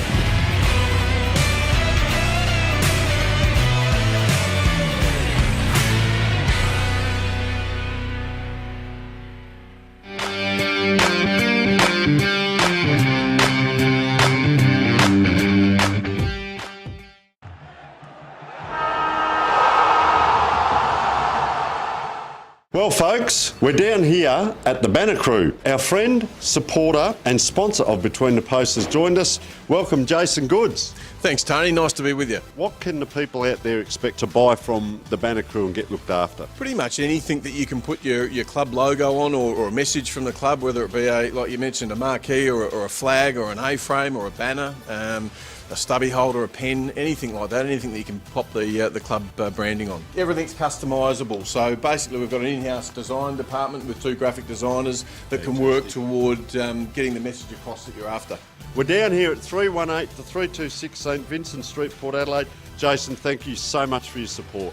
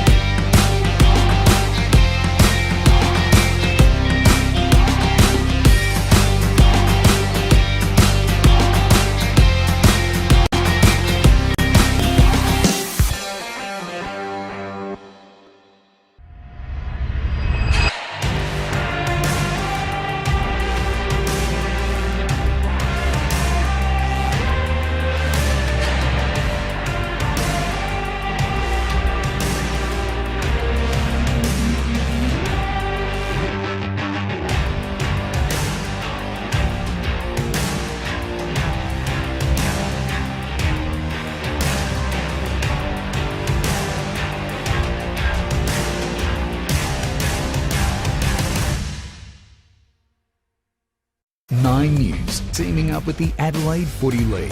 Tom Wren on the ground at your club for Thursday Night Live, strengthening communities through footy.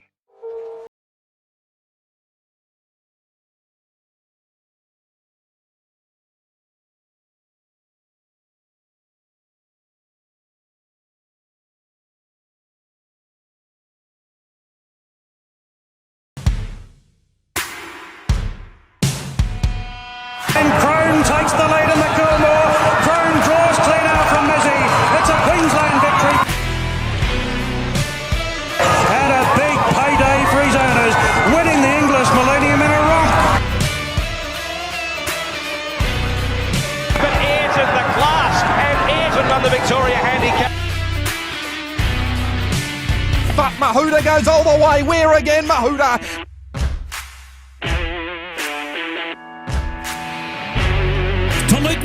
Too classy for them.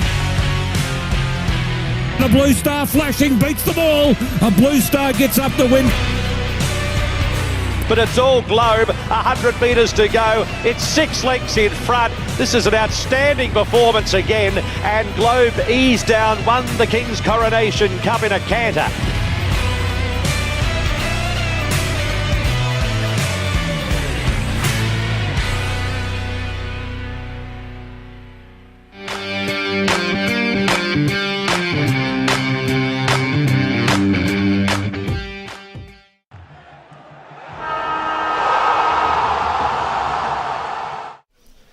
Welcome back to the Adelaide Footy League Finals live stream. The game between Sacred Heart and Tea Tree Gully. It's a 1-point game at the moment. Really exciting stuff. Thank you to Filming Footy, Dartfish, Archie Thongs and Sportle, of course, our scoreboard sponsor, for making all of our coverage today possible. Well, I'll tell you what, to only have a 2-point lead turn into 1-point leads speaks volumes on where this game is at. I still don't think it could be separated, but again, a huge second half from one of these teams.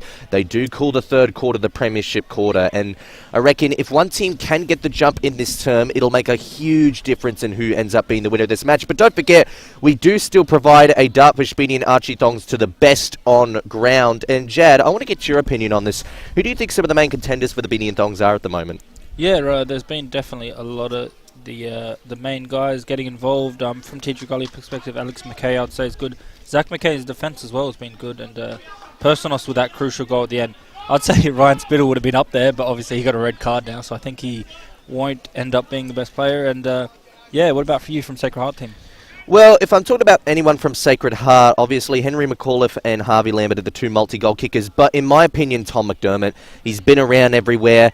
And I think where Seb Karish and Ethan Moore have been prominent, I think Tom McDermott's been really good. But Clayton Simons, not a huge opening to the game, but a really big second quarter. If he can replicate two more like that, then, I mean, we learned from Lachlan McNamara last week that you only need to be the best on ground by playing one good half of football, not a full four-quarter game. And of course that helps, but there's still every chance for Clayton Simons to be the winner of that award. And look, I've liked the look of Sean Tapp as well. I don't know if he'll be the very best man today, but I always admire what he brings to the table. And just from a Tea Tree Gully perspective, Brody Latham hasn't hit the scoreboard yet, obviously, but I do really like what Latham provides from a defensive forward pressure. I'm a big fan of defensive small forwards nowadays, and I think a lot of that has to do with the fact that everybody focuses on being the classy, skilled finisher, and playing as a small forward is one of the most difficult positions to play in. So if you play with that sort of defensive intent, then you're not focusing on being the selfish sort of hero.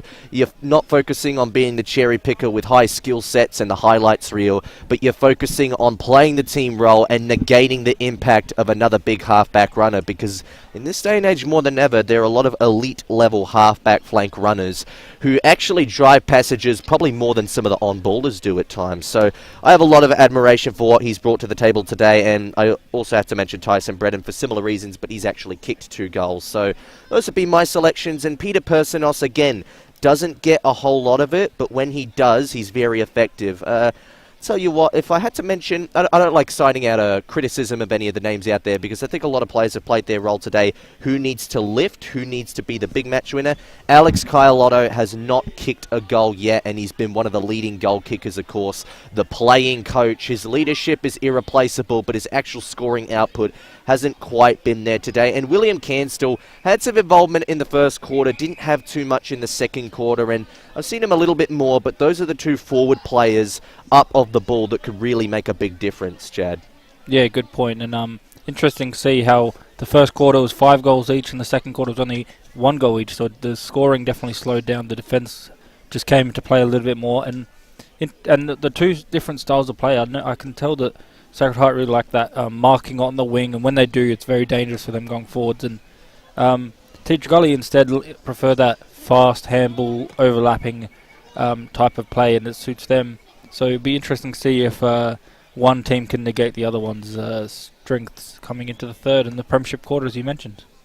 Well, far too early to tell who's going to be playing in the grand final this year between Glenunga and Prince Alfred, but the loser of that game will be hosting the winner of this one. No tomorrow for the loser. And I'll tell you what, at the moment, I'm still backing in Sacred Heart to have a big second half and run home winners, but Tea Tree Gully have shown that they didn't just stumble into 5th position by accident. They've had every right to be part of this final series. They wouldn't have caused an upset against the reigning premiers last week, and they wouldn't be competing up until half-time today if they weren't a real finals chance. So credit to Tea Tree Gully. This has been a progressive season and a forward-thinking season. So there's a lot to build on and some big building blocks for next year as well, particularly with some newcomers into the division and some to be relegated, some to be promoted. But right now, the game in front of us, a do-or-die situation. 6 goals 440 to 6 goals 541. Sacred Heart, the home team, down by 1 point, looking to avoid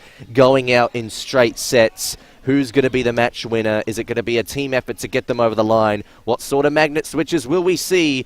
What type of dynamics will change the pace of this game? We had 10 goals in the first quarter between the two teams and only 2 in the second between the two teams. One of them was after the siren.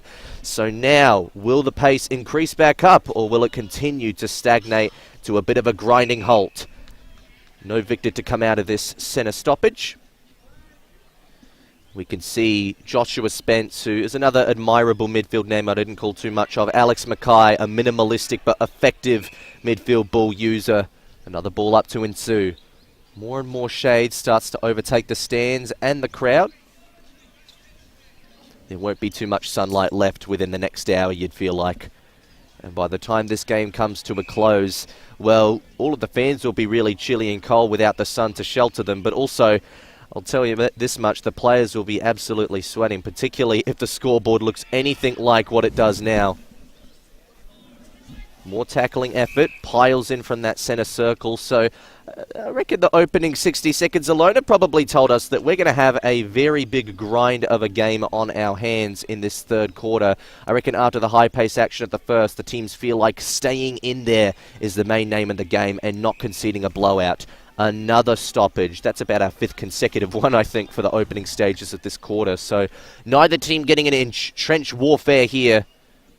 Penny hits it out. Cansdall misses it. Glias also misses. It does come off with the boot of Cansdall, but no one's going to get onto that. So Sacred Heart kind of come out winners here from this stoppage. Forster looks forward. You can see Peter Personos standing the mark.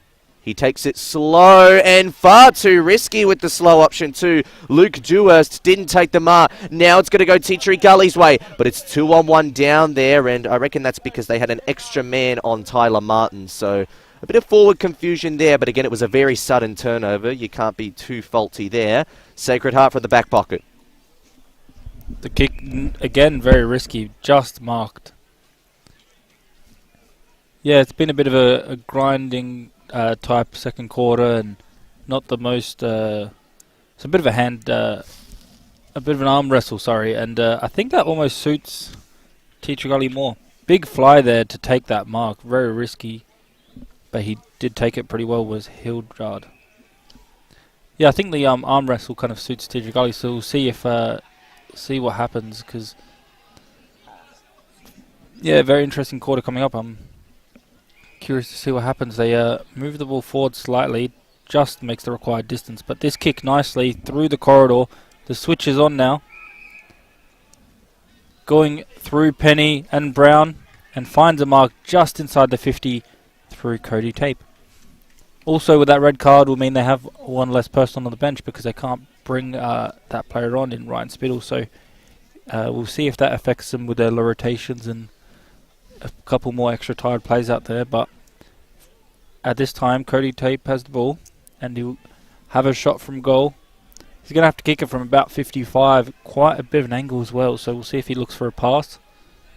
Looks confident though, going for it. Long kick. Just touched on the line or marked on the line by the attacker. Not paid. Goes over the line and he's letting his frustrations out on his opposition defender. We want to be careful here. Oh no. We got a yellow card. Another one. Another yellow card. And that's going against Tyler Martin. So they need to be really careful here, Teacher Gully. Their ill discipline is starting to let them down a bit, and it's already costed them one rotation, and now their best forward is not going to be on the ground for the next 10 minutes. This could be huge stuff. Can Sacred Heart capitalize on this opportunity and slingshot from one end to another? We can see Lovelock here. He won't get to it first, but Harley will. Harley will be forced over the line. And once again, a very disappointing passage of play. And again, they probably let players get under their skin too much and retaliate in the wrong way. And that's definitely a learning lesson they're going to need to have off-season. There are definitely ways to implement more calm and collected discipline into the team. And, well, regardless of how high Tea Gully finished this year, I reckon that's still an area that they can look at to make the club culture a bit of a better place, because definitely there's room for improvement there. In the meantime, a throw-in. Penny. It comes out. Cansdall shrugged off one tackler. Goes in. Oh, beautiful eyes. And now Cody Tape also decided to play it safe. Now, it's not the highest percentage shot, but Peter Personos got a real opportunity here. This could be, well, an 8-point margin. I'm not sure if that would be game high. I don't think it would be because Sacred Heart kicked the first 2 goals, so that would make the game high margin 12 points. But tell you what, an extra goal could feel like an extra 2 in the context of this game. Person Nos! Left to right action could not have been better. He's kicked 2 goals, and now they're up by 2 goals, albeit 8 points. Still means a lot in the context of this game. 2 in a row for Personos if you count last quarter, and another clutch goal from probably a long distance out. Also interesting, as that yellow card happened, Martin, I think the guy who was wrestling with also ran off, so I'm not sure if that was a double yellow card or not, but one to keep an eye on there. I couldn't really catch who the player was, but both of them ran straight off, so they could have been a double yellow card in that situation. I do get the feeling that might be correct, but again, it's still the retaliation from Tea Tree Gully. I think that's just what stood out to me. Yeah, for sure. They really, every time I watch them so far this year, there's always been a bit of those scuffles and fights around the ground. They really like that side of the ground, the game, but it can obviously come back and to bite them, especially it has already this time with a red card. Penny with a free kick right in the centre square, centre circle. Bombs it long, just inside the 50. Cansdale's there, as well as Latham. Trying to spin out of trouble, but didn't dispose of it. Maybe should have been on the ball, but play on. Cross now, clears the ball. To Lovelock. Haven't called him too much, but he's a very dangerous player. Nicely taken in the middle of the ground is a mark. They really like those marks up the field. They go a long way of them getting the ball forward, and they get another one here. Through Lambert. Lambert plays on quickly. The kick not the best to the feet of the big tall forward. The ball bobbling around here. Can they find some space? They do now. Through Kailotto. And Simons now centres the ball. Anyone there? Cansdale read the ball nice. Stood his ground and took that defensive mark. And now he plays on quickly as well. To Verrill. And now Luke Brown. Down the wing, 2-on-1. The one nearly wins, but runs into trouble and is wrapped up quickly for another stoppage on the wing. Big play there, and William Cairns got back into the defence. I actually reckon they should start doing that with Kailotto a bit more. Get him to play up the ground, because if you hang him out dry in the key forward position, he's clearly not going to get a whole lot of the ball down there with the way this match is shaping up. And it's not really a match for key forwards either at the moment. Sam Lorb will get 25 metres. The Tea Tree defender did not let go of his legs. This is huge. They got to get the margin back here, Sacred Heart, because, again, 8 points in this game feels a lot more significant than what the scoreboard would suggest. Sam Lorb, time called back on. 8 minutes gone. Not the most probable angle or distance, but important timing and composure. Could riddle that redundant. Well, it wasn't a bad kick, but it's missed just to the far side by the looks of things, so takes the margin back up to 7 points, but it won't do too much good for them on the scoreboard. An opportunity now for Tea Tree Gully as they want to kick it in here and be careful about the selective choices they make. Luke Brown to do the kick in, and probably a wise choice if they want to get some territory. Look at how far he can kick there. That's gone a good 50 to 60 metres. Fans were asking for a free kick of some kind, but look at his pace from Heffernan. We haven't even called him that much, so he decided, you know what, I won't have many moments, but I'll have a big one like that. Latham now. He keeps bouncing. A lot of run from the Tea Tree Gully players here. Personos with the fend off. That might be holding the ball because, well, I reckon if he got the arm out to fend off, that should count as prior opportunity. A little bit lucky there, Tea Tree Gully, but it does mean the ball is in forward territory for them, and they could get a big extra goal here and make it a game-high 13-point margin. Yet to be done. Oh, Kerish might have to rush this one over, and he does. Played it safe, didn't want to risk anything supernatural. Lob with that miss just a few moments ago. 22 goals for the season. I think that's his third miss today, though, so he'll want to really be a little bit more accurate. He's had good opportunity and done well to get a few shots away, but not found the goals yet. Tea Tree Gully here, turn it over from the kick-in. Kick around the corner by Latham, and he gets it.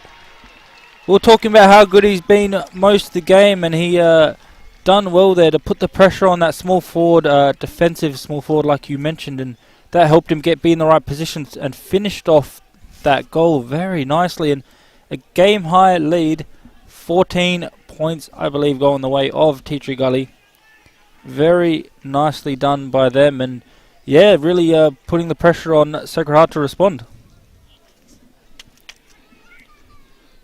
So, 6 goals, 540, 1 to 8 goals, 755. Yes, that is the correct score. Thank you to our producer as well as Sportle, our official scoreboard sponsor, for giving that to us. 10.5 minutes gone. Sacred Heart, the big promoters from last year's Division 2 Grand Final. They didn't win it, but they still have an opportunity to make the Div 1 Grand Final this year. But right now, they are at risk of going out in straight sets unless they can turn the tide in big fashion. There's going to be a free kick being played to advantage here for Tea Tree Gully. If they get another one, then it's going to be huge. If they can get one out here, big tackle from Ethan Moore. That was fantastically done. And that's the exact type of tackle they needed to bring to play. Ethan Moore will get the ball back, albeit Brody Latham was not in a hurry to give it back to him. In fact, he played it smart there by not giving it back to him very fast. Gave time for the defenders to set up. Glyas, short kick, Clayton Simons. Where do you play him? Off of half back, half forward? Well, maybe not there because he's kicked it to the corridor and he's turned it over. Jake Robinson. Haven't called too much of him, but his kick will go goal side. It'll give an opportunity, but Tom McDermott's got the most pace. But he falls over. Keeping his composure was Cody Tape. It goes to the tip of the square, but Sacred Heart numbers galore. Clayton Simons out to the far side. Ricochets off of Joel Cross. Tea Tree Gully, clever hands. Luke Brown has a long foot, but decided to be smarter, not harder with the kick, and gave it a short roost to hit the chest of Ryan Heffernan, who, once again, hasn't hit the scoreboard too much today.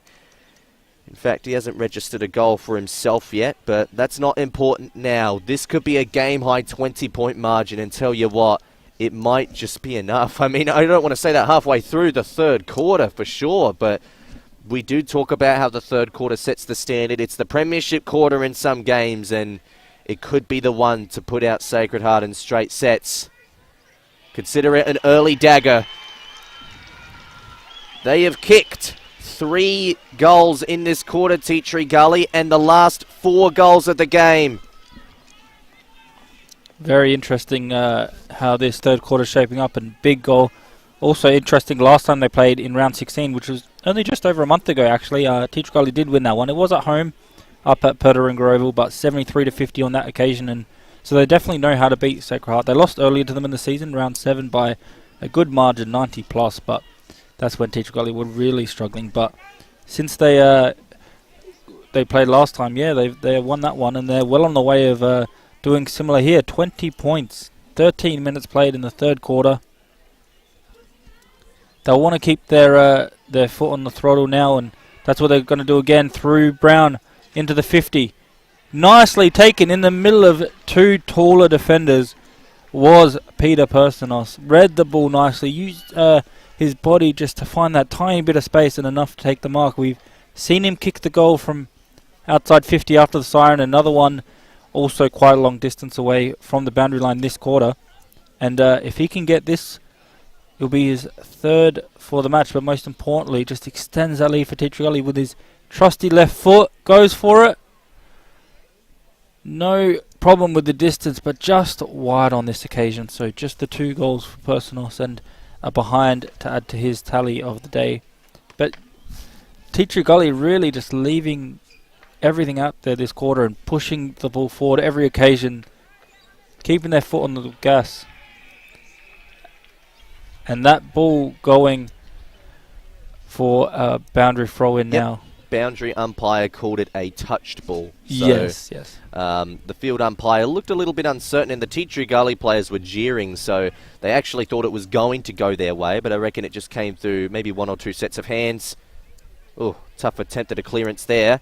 They've been losing a little bit more on the ball in this quarter as well, Sacred Heart, and that's where they score from. They score from the centre clearances. Now it's in the hands of Alex Mackay. He looks on. Doesn't need a whole lot of the ball to do damage, but he goes high with that one. No one's going to mark it. Joel Cross at the front. Didn't have much time to get it onto the boot, but still got a thumping kick out to the far wing.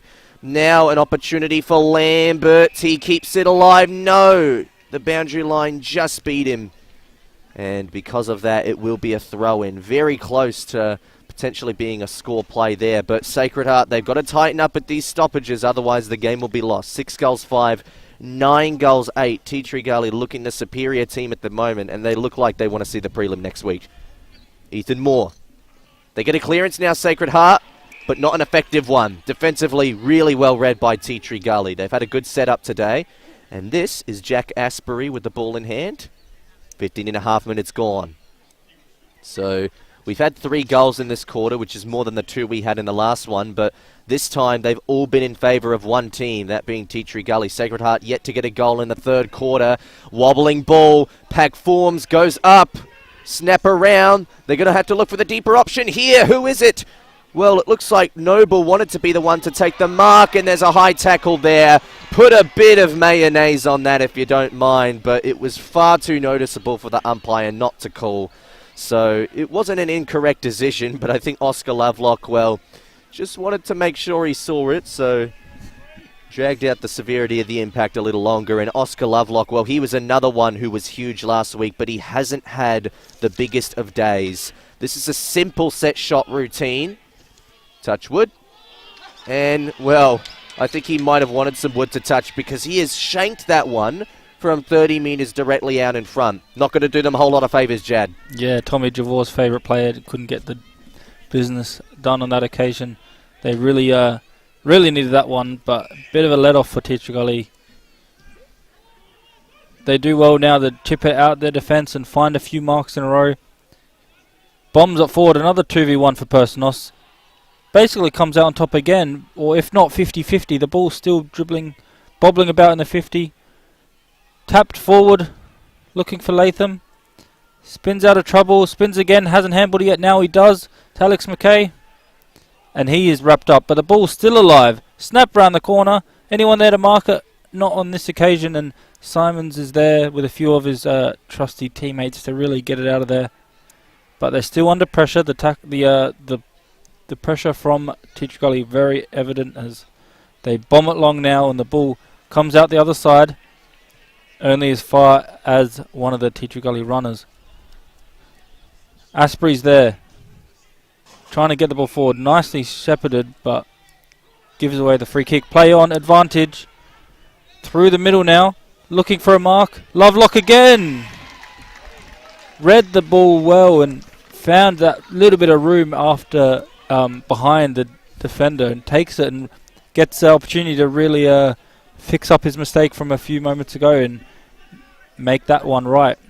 So this could be the magnet switch. Do they want to play Lovelock as kind of the chime-in forward, and do they want to push Kyle Otto up the ground to get him involved a bit more? A lot of big decisions to make. He shanked his last shot at goal, and that's a helicopter drop punt, but it's gone through! This time he gets it right! Sacred Heart, a desperate goal. They bring the margin back to just 14 points. It's still a mountain to climb, but with 18.5 minutes gone before the end of the third quarter, there is time to make amends, and it was about time they got their first goal of the quarter too. Well done by Oscar Lovelock. He's hit the scoreboard. Yeah, you're right. Not the best kick. Well called. It did helicopter through, but it made its way through the big sticks, which is the most important thing for him and his team. And first goal on the board for Sacred Heart. They've had a few opportunities now in the forward half and the forward 50. They'll just want to keep that up. They've really been under pressure this quarter, but that goal hopefully will be the settler for them. Penny just grabs out of the ruck and kicks it very high, almost higher than it went long. Alex McKay there tapping it down to Cansdell. Cansdell does well to get the quick 1-2, or want to the 1-2, but instead they go through Shawmakers. Shawmakers over the back, running into the 50, but push in the back. Kicks the ball as well after the decisions given. Could have been an extra 25, but it's not. He really wanted the advantage and could have kicked a goal there, but it's going to come back. Again, a little bit slow to get up is one of the Sacred Heart players. Yeah, a bit lucky that the 25-metre penalty wasn't given away. Yeah. I reckon there was plenty of reason to suggest that the whistle had been made and had enough time for the player to look back. Yeah, he kind of looked back at the umpire and then continued to kick it. So, yeah, very lucky on his behalf. The ball now in the middle. Harley's there. Nicely wrapped up. And it will be a stoppage now, middle of the ground. So ball up in the centre square. We're into time on of the third quarter. Penny always likes to tap it out to the vacant side, and that's mostly favoured the far side wing in this game. Oh, big tackle. Umpire persistent with this one.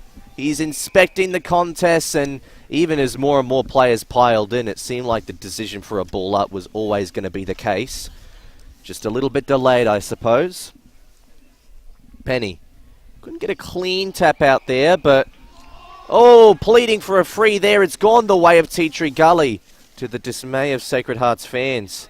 And it's going to be taken by, that looks like Mackay. Oh, it was nearly smothered off the step as well. And it's been intercepted anyway by Sacred Hearts defence. Tat needs to play a huge role, as we know. Charlie Hilliard hasn't been the most prominent in this game, but he can still have big moments. As we know, Seb Kerish off the half-back flank. Not his match-winning performance, but right now it's not about being the next hero. It's about being the next cog in the clock that functions. And right now they just need to find some more functionality ahead of the ball, Sacred Heart. Get it forward with confidence. Kyle Otto was in that pack, but didn't really get anywhere near the ball, as we could see the interchanges being made there. So this would be an incredibly impressive victory. If Tea Tree Gully can win with one less interchange than their opposition, it would be an even bigger upset than the one they caused last week. Right now, they're looking 14 points clear of doing that, but that's going to be a dangerous tackle against Zach Mackay. And he's just letting Charlie Hilliard know about it, but ultimately he's the one who gave away the free kick. Hilliard handed off to Forster. Forster had to be quick to get it off to the far side, which he does. Now dodging around his man, getting into the forward 50. Sacred Heart getting their options back, and down there with superiority, Cameron Rankin. Wasn't positioned from the front, but he had a good read of the ball, and he knew what he needed to do to weave around his opponent. So the shot, and I say this a lot, is supposed to be the easy part of what you do in those instances, but sometimes it's the easiest part to miss. But he doesn't miss from point-blank range. He gets the goal. It's back to an 8-point game. In fact, you can call that a 10-point game, I think, if I'm getting the scoreboard right. 8 goals, 654 to what is 9 goals, 862. Nope, 8 points it is. Very important goal there. They were 3-0 this quarter. They've brought it back down to 3-2. Quickly looking around the grounds, the Glenunga Rams 6-6-42 beating Prince Alfred College 5-6-36. 2 minutes played in the last quarter.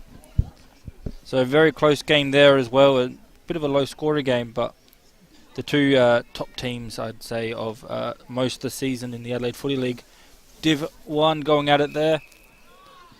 Of course, the winner here will verse the loser from that game, so be interesting to see what happens in that one. Back to this game now, and Sacred Heart again going inside the 50. Just slips through the fingers, couldn't take the mark. The pressure though is nice. Two big tackles from either side, sandwiching him there, and the pressure immediately. So it will be a ball up by the umpire. Trying to lock her in there, 50 now. The clearance comes through Jordan Personos.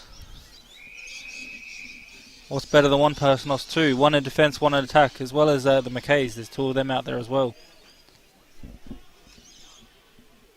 They'll get the rebound here. Just outside Sacred Heart's 50 metres. Nice tap down by the ruckman there, but it'll be another stoppage just right on the 50-metre line. Bradley Noble and the ruck most of the day been competing pretty well against Penny, but on that occasion Penny just outbodies him and clears the ball himself towards McKay, Zach McKay.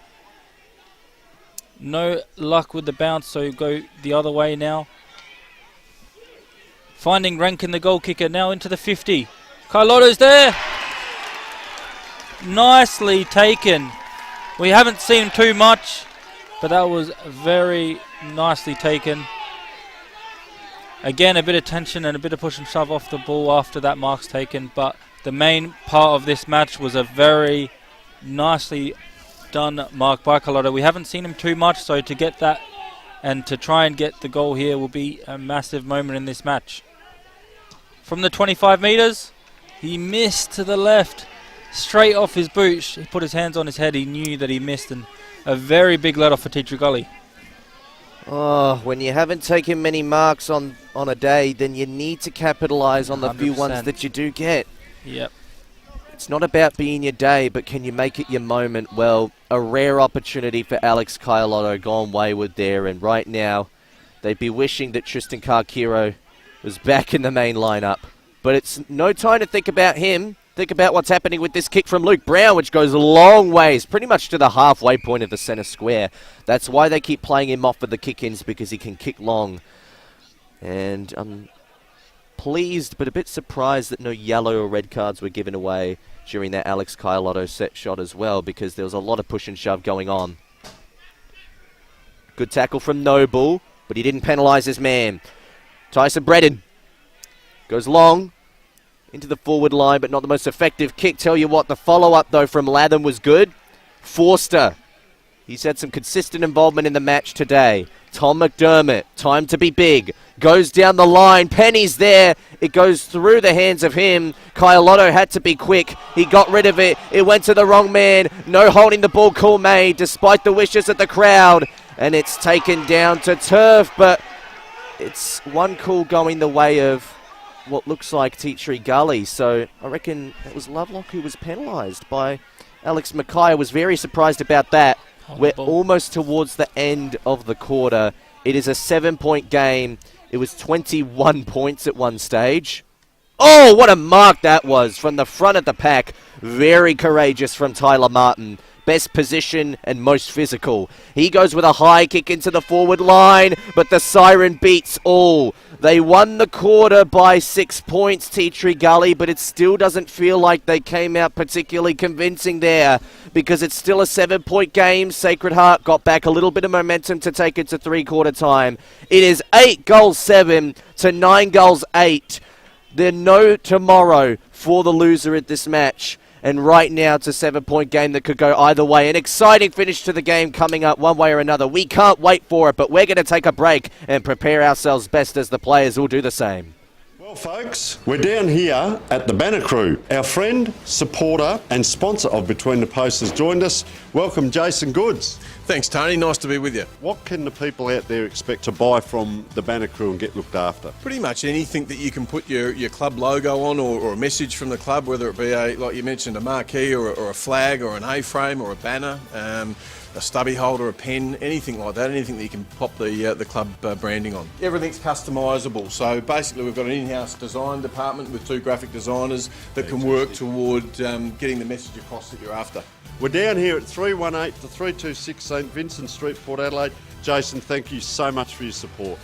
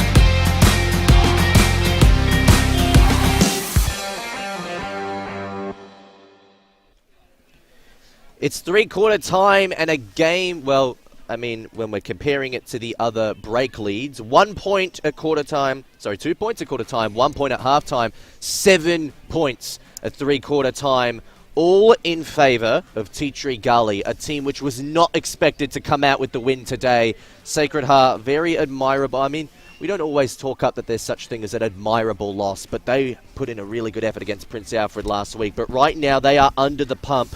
They ended that third term with a bit of momentum. They are definitely not out of this. Can they finish strong enough to take the result which they anticipated at the beginning of the day?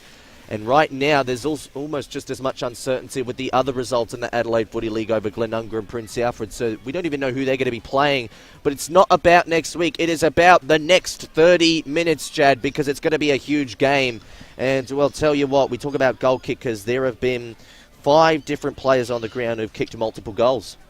Yeah, you're right. There's a even spread across everyone. And as you mentioned, a very interesting game coming up. And that quarter was especially interesting with Tea Tree Gully getting the first 3 goals of the game. We thought, oh, here we go, like one of the teams are finally winning this arm wrestle. And then Sacred Heart just worked their way back very professionally, and as they've done all year, found a way to get back into it. 7 points at three-quarter time in a semi-final where the loser goes home and doesn't play again until next season. Very intense, and it's been even intense in the field. We've seen a few scuffles here and there, a few yellow cards and even a red card. So hopefully none of that stuff happens. It's never good to see, but it is very good to see the tight contest and a lot of that very nice football being displayed in a Div 1 semi-final. So a 7-point game, which probably should have been a 2-point game, had Alex Caialotto kicked the easiest of set shots. We're really hoping he's not going to be the liability today. But big words coming out of the huddles, chanting as well, the fans getting involved, everybody making their way off the ground now. I am still going to hold on to my prediction at the beginning of the game and say Sacred Heart get this one done. But it will not be easy. Tea Tree Gully do have one less interchange. Could that make them run out of leg speed, run out of steam, and could that be the difference? Or will they hold on for a huge upset, the biggest finals upset of the year, for the one they already had the previous week against the reigning premiers? They could advance to a prelim final from a negative win-loss ratio, and that would be a huge outcome to still be a Final 3 team in the comp after only just scraping into the 5. We don't see it every day, but it could be the ultimate result. You are with Jad Gosson for the opening call of the last quarter of this semi-final. The players just getting into position. Sacred Heart will kick to the right of the screen. We've seen one more goal to that side of the screen, so if that means anything coming into the last quarter when you're behind by a goal, we'll see what happens. The 2 ruckmen in the middle. Noble and Penny, all game been going at it. Penny does well to use his body, trying to get the clearance. Is tackled without doing anything with it in terms of a legal disposal, so it's going the way of Noble, the ruckman. The kick into the 50 now. To no one in particular, but nicely read and taken. Used his body well and good run in to find Sam Lobb. He's had 3 kicks already at goal. I think he's got 3 misses as well, so we'll really want to step up in this final quarter, try and get the first and bring it down that margin. Who goes for it confidently. Big kick on the line, tapped over. Just couldn't make the distance with that kick, and it is a behind, so it does bring it down to that 6-goal margin, I believe, or maybe it's a 5. We'll double check that. That's a 6-point. It's going to be a 6-point game. Now it's a 6-point game. Yes, that's right. 8 goals, 8 to 9 goals, 8. They kick it out. Tyler Martin with the mark. With the ball in hand, he goes long. They're not wasting any time here. Jake Robinson, though, maybe he should have taken that time in retrospect, but he wasn't penalised. So maybe it's because he didn't 100% complete the mark, but I reckon the only reason he didn't complete the mark is because he was ready to go off. If he'd, held his ground a bit more, then he would have taken it anyway. So you could almost call that a bit lucky there. Mackay snaps it into the forward line. Hits the hands of Latham. He can't grab it cleanly. Getting body involved, Zachary Sanderson. Latham going in with a second effort. Hilliard, and a combined effort from Cooper Brinkworth and Hilliard. tackle the same man. Make sure the ball doesn't go anywhere, but all of a sudden it's a forward stoppage for Tea Tree Gully. Happened in the blink of an eye, and they haven't relied too much on the coast-to-coast plays today, but getting those in the last quarter and showing the confidence to get back the territory even when you're not winning the clearances is huge. Hilliard, that's a kick out of bounds on the full, under pressure, and that's exactly what the defence can do when they're at their best. So we're going to have a good view of this. No, it's going to go the other way. So I thought it was a kick out on the full from Hilliard, but there must have been some sort of call made in between. Maybe it was holding on to the kicker for too long, perhaps. Confusion galore, but Hilliard has the ball. He's taken a ground, and then he's penalised. This time, Tea Tree Gully will get the free. James Harley with ball in hand. Are they going to try and seek out leads to the pocket side, or do they just want to bomb it long and try and get it to the Crummers on the ground? They've defended really well today, Sacred Heart, and their key defenders have still stood up, but it's at times like these where if you can find someone out on the lead, and Peter Personos, well, he's only kicked 2 goals, but he nearly kicked a third in that third term, which probably would have won them the game for good, would have taken the margin up to 5 goals and would have put the game beyond competition. But that doesn't matter now, because on the outside of the boot, Alex Mackay with a classy check side finish. Very nice finish if you watch the replay here. Knew exactly what he wanted to do, and confidently with the outside the foot sent to home, and big celebration. One of the leaders out there definitely is Alex Mackay, and he's stepped up for that first goal, bringing the margin out to that 12 points. So 2 straight kicks, and as soon as they got that stoppage deep inside their 50 with the throw in, the boundary throw in, I knew that was going to be dangerous for them with their fast players around the ball, and resulted in the goal going their way. The ball now just bobbling around in the middle, but what can they do? The clearance smothered. Luke Brown's there with his composure, spins out of trouble and goes forward on his own right. Robinson's there trying to outmuscle his direct opponent to get it over the top, but no mark. Good tackling by Latham again, and will be a stoppage just outside the attacking 50 of Tea Tree Gully. They'll want to get the kick here inside 50. The nice tap out though, going the way of Sacred Heart. Simons is there, tries to keep it in, but it goes over. Bumped after it went out of bounds, so he did give away the free kick. Again, we're seeing a little bit undisciplined play by Tea Tree Gully. There was no need for that. It was going to be a stoppage. Instead, the ball goes forward now through Lovelock. Sidesteps around one, finds a mark inside the 50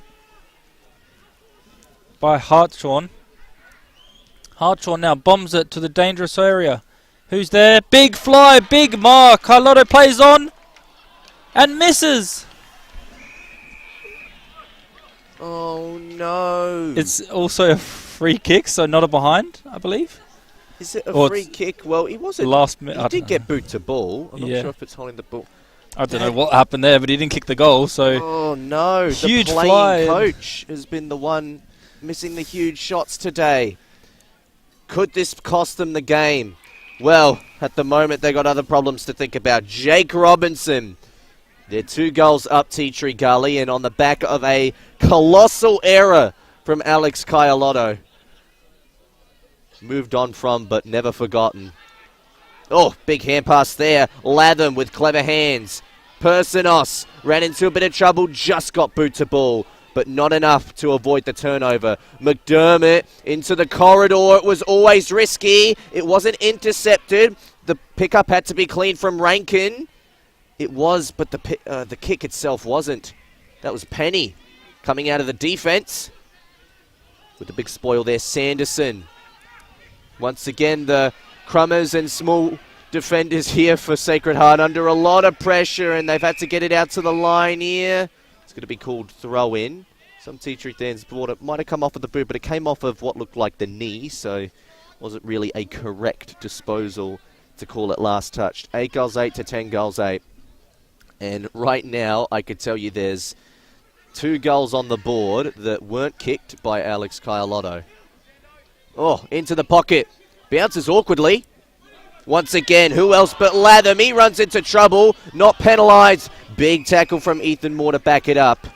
So the questions now is, can they breach this defensive perimeter that Sacred Heart have set up? They're probably not going to concede a flux of goals, but that might come at the expense of their own forward composure.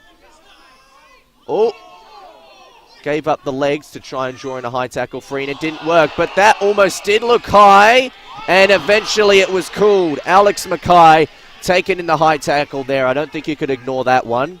And I'm happy that the umpire wasn't too trigger happy with the decision. He gave time to soak in the situation and realize, you know what, wasn't the most realistic tackling attempt.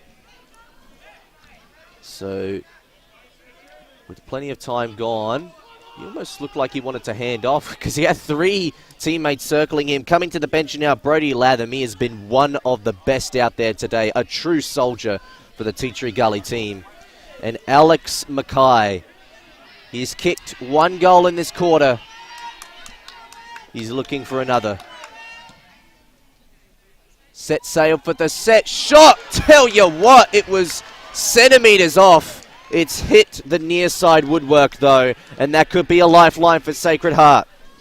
Yeah, definitely a lifeline for Sacred Heart, in my opinion. They would have been a real... that one would have hurt a lot, but they do well to find a mark now and move the ball forward in their own respect. Nice play there just to keep the ball in and finding possessions in dangerous areas. Through McDermott now, looking for a mark, but nicely read and taken by the defender there of Tea Tree Gully. Good running by Penny to get back and help in defence. Takes the mark now with that sideways kick. Not too much movement in front of the ball for him, so just going to bomb it long. Can anyone take a mark here? I think he has. It's gone the way of Alex Carlotto, so drifted up and took that mark in almost the wing position, so bit of a different role for him now, trying to get his hands on the ball a bit more. He's not kicking for goal, which is actually an advantage for Sacred Heart. Yeah, it works out well for them. The ball inside the 50 now. No one can take the mark, and it's quickly wrapped up, so a stoppage inside their 50. Yeah, Carlotto's taken 2 massive marks, just couldn't finish. And that other one, he just rushed it. He could have easily went back and kicked it, but he did not. Big tap by the ruckman now, looking for a quick snap at goal. He does snap it now, but on the line is touched over. Nicely done there to really stay in that dangerous position. Waited on the line and got the touch to get it behind, going the way of Shock. Really important last line of defence. Could save them a lot of trouble. Back to a 2 straight kick game. And just dropping the mark, Zach Mackay, but he was paid the mark. That's what mattered. Over the 10-minute mark. Still plenty of time. I mean, on paper, 10 minutes plus time on is more than enough time to make up 2 goals. But remember, this game has changed and seesawed in pace a little bit. Tom McDermott tried to play it too short with the kick. Chipped it off, and the defender in Alex Mackay, who, again, we've seen him have real impact up forward. But now he's gotten back into the defence, and he is looming as one of the best on ground right now for Tea Tree Gully. Could he be the one to get him over the line? Well, he's done an effective kick here. That's marked by Tyler Martin, who balanced that one out really well. He's got a one-on-one out here on the outer side. It's come through the hands of Cansdall. Glias first to it. Kerish in a pressurised position. He gets it to the hands of Tom McDermott. He wanted to go with a low dart into the corridor. It was always going to be risky, but this time McDermott's risk-taking has at least paid off for a mark. Forster, that's a short chip and not a very good one. Hilliard didn't take the mark, but still they retain possession with some outside runners to support. McDermott gets it into the hands of Hartshawn. We've called him a bit today, but he hasn't kicked a goal yet. Out through a set of hands there. Out in 25. Great defence. Big smother. Tea Tree Gully really standing up defensively. McAuliffe. Hand passes to a teammate. They're going to have to go back here. Hartshawn. No one standing his mark, so he's going to set sail and go for goal himself. It's going to fade. And it's going to come through a set of hands. Could be an important point, mind you. It is now an 11-point game at the Senior School Sacred Heart Oval. 2 straight kicks in at 11 points. As in Sacred Heart will need 2 straight kicks if they want to hit the lead. So 12 minutes played, as you mentioned. Hartshorn, he played in the reserves last week and didn't actually kick a goal, but comes in this week. Been pretty decent so far without hitting the scoreboard, as you mentioned. Big tackle now, just on the edge of the centre square, and it will be a ball up.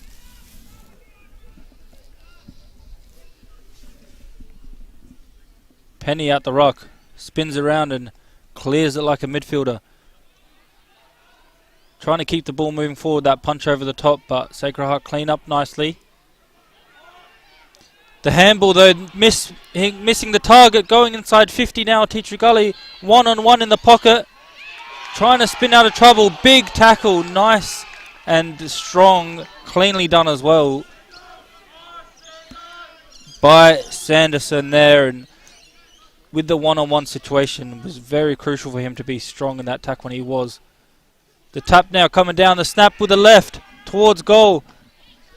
Too many 3-on-1 in the goal square, and Sacred Heart do clean up. They go out now wide. Big fly over the top. One of the marks of the day for sure by Lambert. Beautifully speckied and taken there, and he does well with the kick long down the line. Can his teammates help him get the ball forward? The ball alive still, and they do get some room to go forward through Hartshorn and a few others now. Rankin gets the ball again, spins around, trying to find a bit of room. Carlotto's there as well. Back to Rankin. He's got about 3-4 touches in this passage of play. They go forward now and marked. Just inside the 50, I reckon, is Simons. Stepped up a lot in this second half and since the second quarter onwards, and going to have an opportunity now to kick the goal. He looks confident to go back and kick it. He's going to have to kick it from about 55 and a bit of an angle as well. He's coming in now. Long kick, not quite long enough, but it goes, drifts, and Penny with a big defensive mark. We've seen him do it all year, and there he is again with that huge pack mark on the last line of defence. Absolutely massive, and could save them a lot of trouble. We're tipping down to the 15-minute mark, and in a low-scoring quarter like this, you just can't guarantee a whole lot of time on. Joel Cross is standing the mark, so obviously we know he got yellow carded earlier, but he's back on the ground for some pivotal times ahead. Noble with a fist. It comes out to the wrong man. On the outer side, Teachery had some runners, but they were beaten to it. Kerish sends a mongrel back into the forward 50. Leaping too early there was one of the Sacred Heart forwards, and it might not have been by choice either. Ball coming to the corridor here. Hilliard with a big fist. It didn't sit up for him. Kerish trying to bite off almost a little bit more than he could chew, and because of that, the hand pass wasn't very good. He's turned it over. Teachery Gully have got the numbers. Now there's a 1-on-1 down in the forward line. Forster versus Latham. Latham versus Forster. Latham takes it to turf and takes Forster to turf with him. The Teachery Gully players were asking for holding the ball but did not get it. But tell you what, that is a territorial win for Teachery Gully, and another missed set shot opportunity for Sacred Heart at the other end. Could be costly. 8 goals, 10, and that doesn't even show some of the other major errors they've made. Oh! Teachery Gully, big smother. Kerish off the step. They got to get out here. Kerish's kick was superb. It's hit a target. This looks like, from my view, Harvey Lambert, who's pushed up the ground. Kyle Otto playing up the ground as well. We talked about him needing to do that. He's not going to win the game as a key forward. That's for sure. They'll need someone else. Oh, big tackle. Crunching tackle, in fact. No call one way or the other. And some of the players involved with that looking just a little bit weary, particularly Jack Asbury. I mean, he was the one that laid the tackle, but I reckon he came off second best. Noble clinched it out of Penny's hands and decided to go himself. We haven't seen that in this match very often. Kyle Otto, he's got to get it out to a forward teammate. Lovelock, he's going to snap off of the left. Oh, it's hit the post. No, has it? It's gone through for a goal. The goal umpire took a bit of time to get back, but he had the superior view. That is absolutely massive. The game is back to 5 points. Let's take a look. Oh, it bounced just before colliding with the post and bounced the other way. 2 absolutely superb bounces during this game. Tom McDermott in the first quarter. And now in this quarter, Oscar Lovelock with his second goal. Everyone's making their way back to the middle. We haven't even hit time on yet, but it is a 5-point game. No tomorrow for the loser. And tell you what, Jad, there's a lot of intensity to be shared in these final moments. Absolutely crazy goal. Destined to hit the post, and it just bounced at a right angle, went through. Bit of luck going Sacred Heart's way. They haven't had the rubber green with some of the other shots at goal, but that one was very much a stroke of luck and brings the margin down to only 5 points. 18 minutes played nearly. Cross now. Goes wide. They've pushed up the field here. Everyone. Noble. They spin around Carlotto. The snap. Who's there to mark it? The Teacher Gully defence do well there just to hold it up, and nearly should have maybe took the mark. And as the ball hits the ground, wrapped up, stoppage deep in the pocket of the attack. Quickly around the grounds, Glenunga Rams have won by 8 points, so they're into the grand final, and the winner today will verse Prince Alfred College at Park 9, so a very interesting result there. 51 played 43 at the end, quite a low scoring game and intense, but Glenunga the first team into the grand final. Stoppage now deep in the pocket, trying to find a bit of room for the snap. They do with the kick, just wide of the post, doesn't make the distance either, as Teacher Gully find a mark, and to just relieve some of that pressure. That mark is going to just make all the pressure disappear just for a slight moment until he has to kick it again. That kick now outside the 50. Robinson's there, can't take the mark. Cross, been good in this in this quarter, sitting in the hole, trying to mark it, just couldn't take it, is the defence. A lot of Sacred Heart players around the ball, snapped round with the left, no mark taken, play on. Luke Brown just loses touch of the ball, but it dribbles out, and it will be a rush behind. The margin down now to that 4 points with 19.5 minutes played. So we're still not yet in time on. And on average, I'd say if quarters go to about the 27-28 minute mark, there should still be plenty of time left for both teams. Big fist coming over from Noble.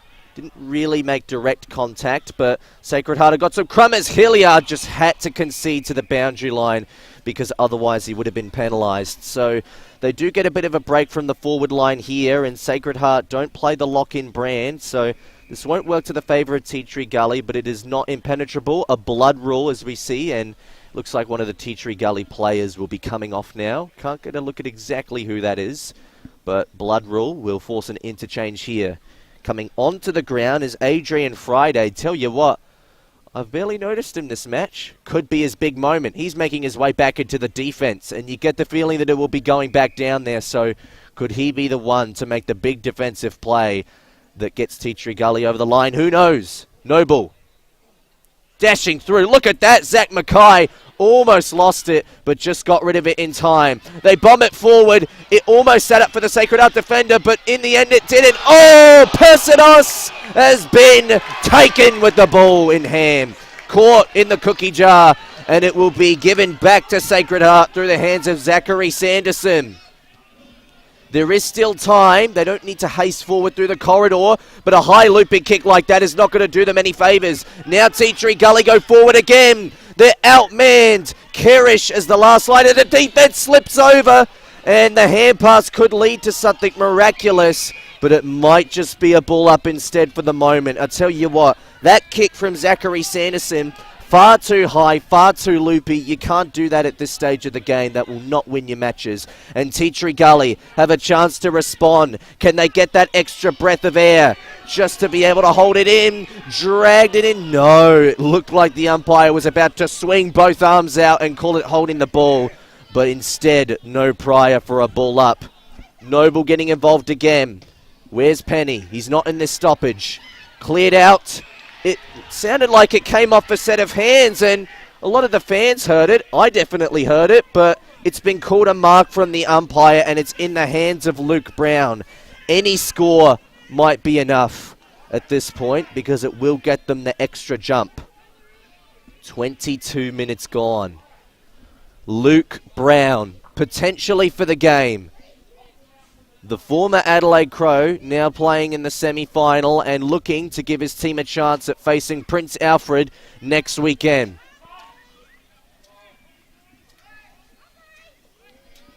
The upset of the year and the chances for that still well and truly alive. Brown sets sail and gets it all the way home.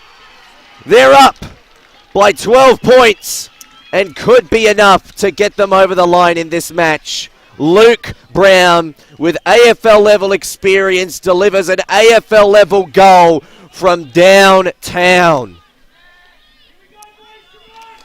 Big goal. We knew he could make the distance, no issue, and he found the accuracy needed. And nice celebration. All the team really getting involved there. And big moment for Teacher Gully as they really pushed their claim to be in the next round of the finals. Interesting to see. I believe it is a William Cairnsdale had his shoulder strapped, so he won't be taking any further part in the game. He didn't have his Guernsey on, so just by the look of him, I believe that is Cairnsdale. So they could be down 2 on the bench, but it doesn't matter so far. Again into the 50 metres. They almost outnumber the defence here. Personos finds a tiny bit of room. Just couldn't get the kick away and is caught holding the ball once again. He's wanting the high tackle, I believe, but not given, and it's going the way of Sacred Heart. They decide to run out defence, taking a bounce. Is Kerish. Long kick down the line, tapped on, keeping the ball moving in that forward movements. Brenda now, though, for Teacher Gully, finds the kick out. Friday just trying to get involved and take the intercept punch, but couldn't. Gluis now kicks the ball forward. They're looking for any type of space they can just to keep the ball moving forward, but Teacher Gully set up nicely behind the ball through Zach McKay. There's Friday. Bredden. Sitting right back, though. Should have marked it, was Brinkworth. Slipped through his fingers, and because of that, if the ball's going forward, takes a bounce towards the goals. Personos is there. If he can get the ball on it, he can usually score, and he does! Miss just. The ball looked like it was going in, just missed, and another big moment and a big mistake from Sacred Heart. Brinkworth, no pressure to take that intercept mark, slips through his fingers and nearly sealed the game. And there is Penny, as we mentioned, in the air. And there's the siren! A 25-minute quarter seals the deal. Teacher Gully have emerged victorious here at the Sacred Heart Senior School Oval to book their place in the next round of the finals. You mentioned a big upset last week and even topped this week with another big upset. What an absolutely miraculous result. Against all the odds, Teacher Gully have won their second consecutive finals game. They will play Prince Alfred next week, and Sacred Heart, in heartbreaking fashion, go out in straight sets. They did a lot to get to this point. They made the final series after being grand finalists in Div 2 last year. They showed that the promotion was no joke, nothing to muck around with. But unfortunately, they will go out in straight sets after today. And Teacher Gully, they will face Prince Alfred in the preliminary final. I cannot wait for that matchup. Well, I tell you what, this was a result against the odds, and it will go down as one of the biggest finals upsets we have seen in recent times. Well, let's go through some of the best players, and I reckon we're going to decide our best player while we do this as well. Starting with goal kickers, of course, because we had Alex Mackay, Peter Personos, Tyler Martin, Ryan Spittle, Ryan Heffernan, Brody Latham, and Tyson Bredden all on that goal kicking list, and Luke Brown, of course, with the sealer, Yes. was one I forgot to mention. For Sacred Heart, Oscar Lovelock, Tom McDermott, Cameron Rankin, Joel Cross, Harvey Lambert, Henry McAuliffe. The only multiple goal kickers for the game, Peter Personos, Ryan Spittle, Tyson Bredden, Henry McAuliffe, and Harvey Lambert, all with 2 goals. Nobody exceeded that limit today, so all of them with 2 goals, of course. And I think this was just a fantastic game of football. Great conditions, great crowd experience, and, well, Tea Tree Gully, after all of the chaos of the afternoon, after losing an interchange to a red card, after a couple of dissent calls in the first half, they led at every major break, and by the end of it come out 11-point winners. And I reckon our best on ground today, Jad, I want to get your opinion first. Who do you think it was? For me, I can't look past Brody Latham. Maybe not the highest disposal game, but his pressure in the forward half to really lock the ball in there. He kicked a goal himself, as well as really was crucial to them getting that victory in the end. And big game for him in a big final. What do you think? Well, the good news is I absolutely agree with you. Brody Latham only kicked one goal, but his score involvements, his half-forward play, his creativity, his defensive pressure, he was everywhere today. And while he won't have the most impressive stats sheet, I think as commentators we noticed that he just had so much central impact on the game. So to clarify, 2-point lead at quarter time, 1-point lead at half time, 7-point lead at three-quarter time, and 11-point lead at full time. Tea Tree Gully, the upset of the year. It'll be a long trip home from here down in the southwest, but it'll be a worthwhile one, and they'll be going home with smiles on their faces, getting ready for a huge finals match against the reigning grand finalists in Prince Alfred next. Could they cause a third consecutive upset? Sky's the limit at this point. That's what the internal belief would say. But it is time to bring our stream to a conclusion. Thank you to the Adelaide Footy League for giving us permission to commentate our games. Of course, I really enjoy these opportunities. Filming Footy and Dartfish for making our coverage today possible. Our producer and camera crew have done an absolutely fantastic job. We've been working with some of the best in our business today. And more importantly, thank you to Jad for accompanying me today. First time commentating with you this year, but in a finals match like this, I couldn't have asked for much of a better experience. So thank you very much, Jad. No, thank you. Yeah, it was a very good experience to commentate this match. Big final, and to be commentating with you was a good experience as well. Absolutely, and of course, thank you to Sportle, our official scoreboard sponsor, and Dartfish and Archie Thongs for the Dartfish Beanie and Archie Thongs, which we're going to have to give to Brody Latham. So we'll let him get into the change rooms and sing their song. But otherwise, we're going to wrap it up here, Jad, because it has been a fantastic match. And I can't wait for the final two Adelaide Footy League finals matches in Div 1. Remember, they will both be covered by Phil Herden and Tommy Javor, some of the best names in the business too. So we look forward to getting the best coverage for those top-of-the-line games, of course, in the Adelaide Footy League. And there'll be plenty to witness in the coming weeks. Of course, Glenunga through to that grand final, like you mentioned. Next week, Prince Alfred v Tea Tree Gully in the prelim final. But thank you to all of our viewers and our sponsors. Remember, you can find us on the official Adelaide Footy League Facebook page. You can witness all of our different streams on the Filming Footy YouTube channel. Thank you to our camera crew and producer. And we wish you all a very happy rest of your afternoon. And look forward to bringing you more coverage as the finals comes to a close.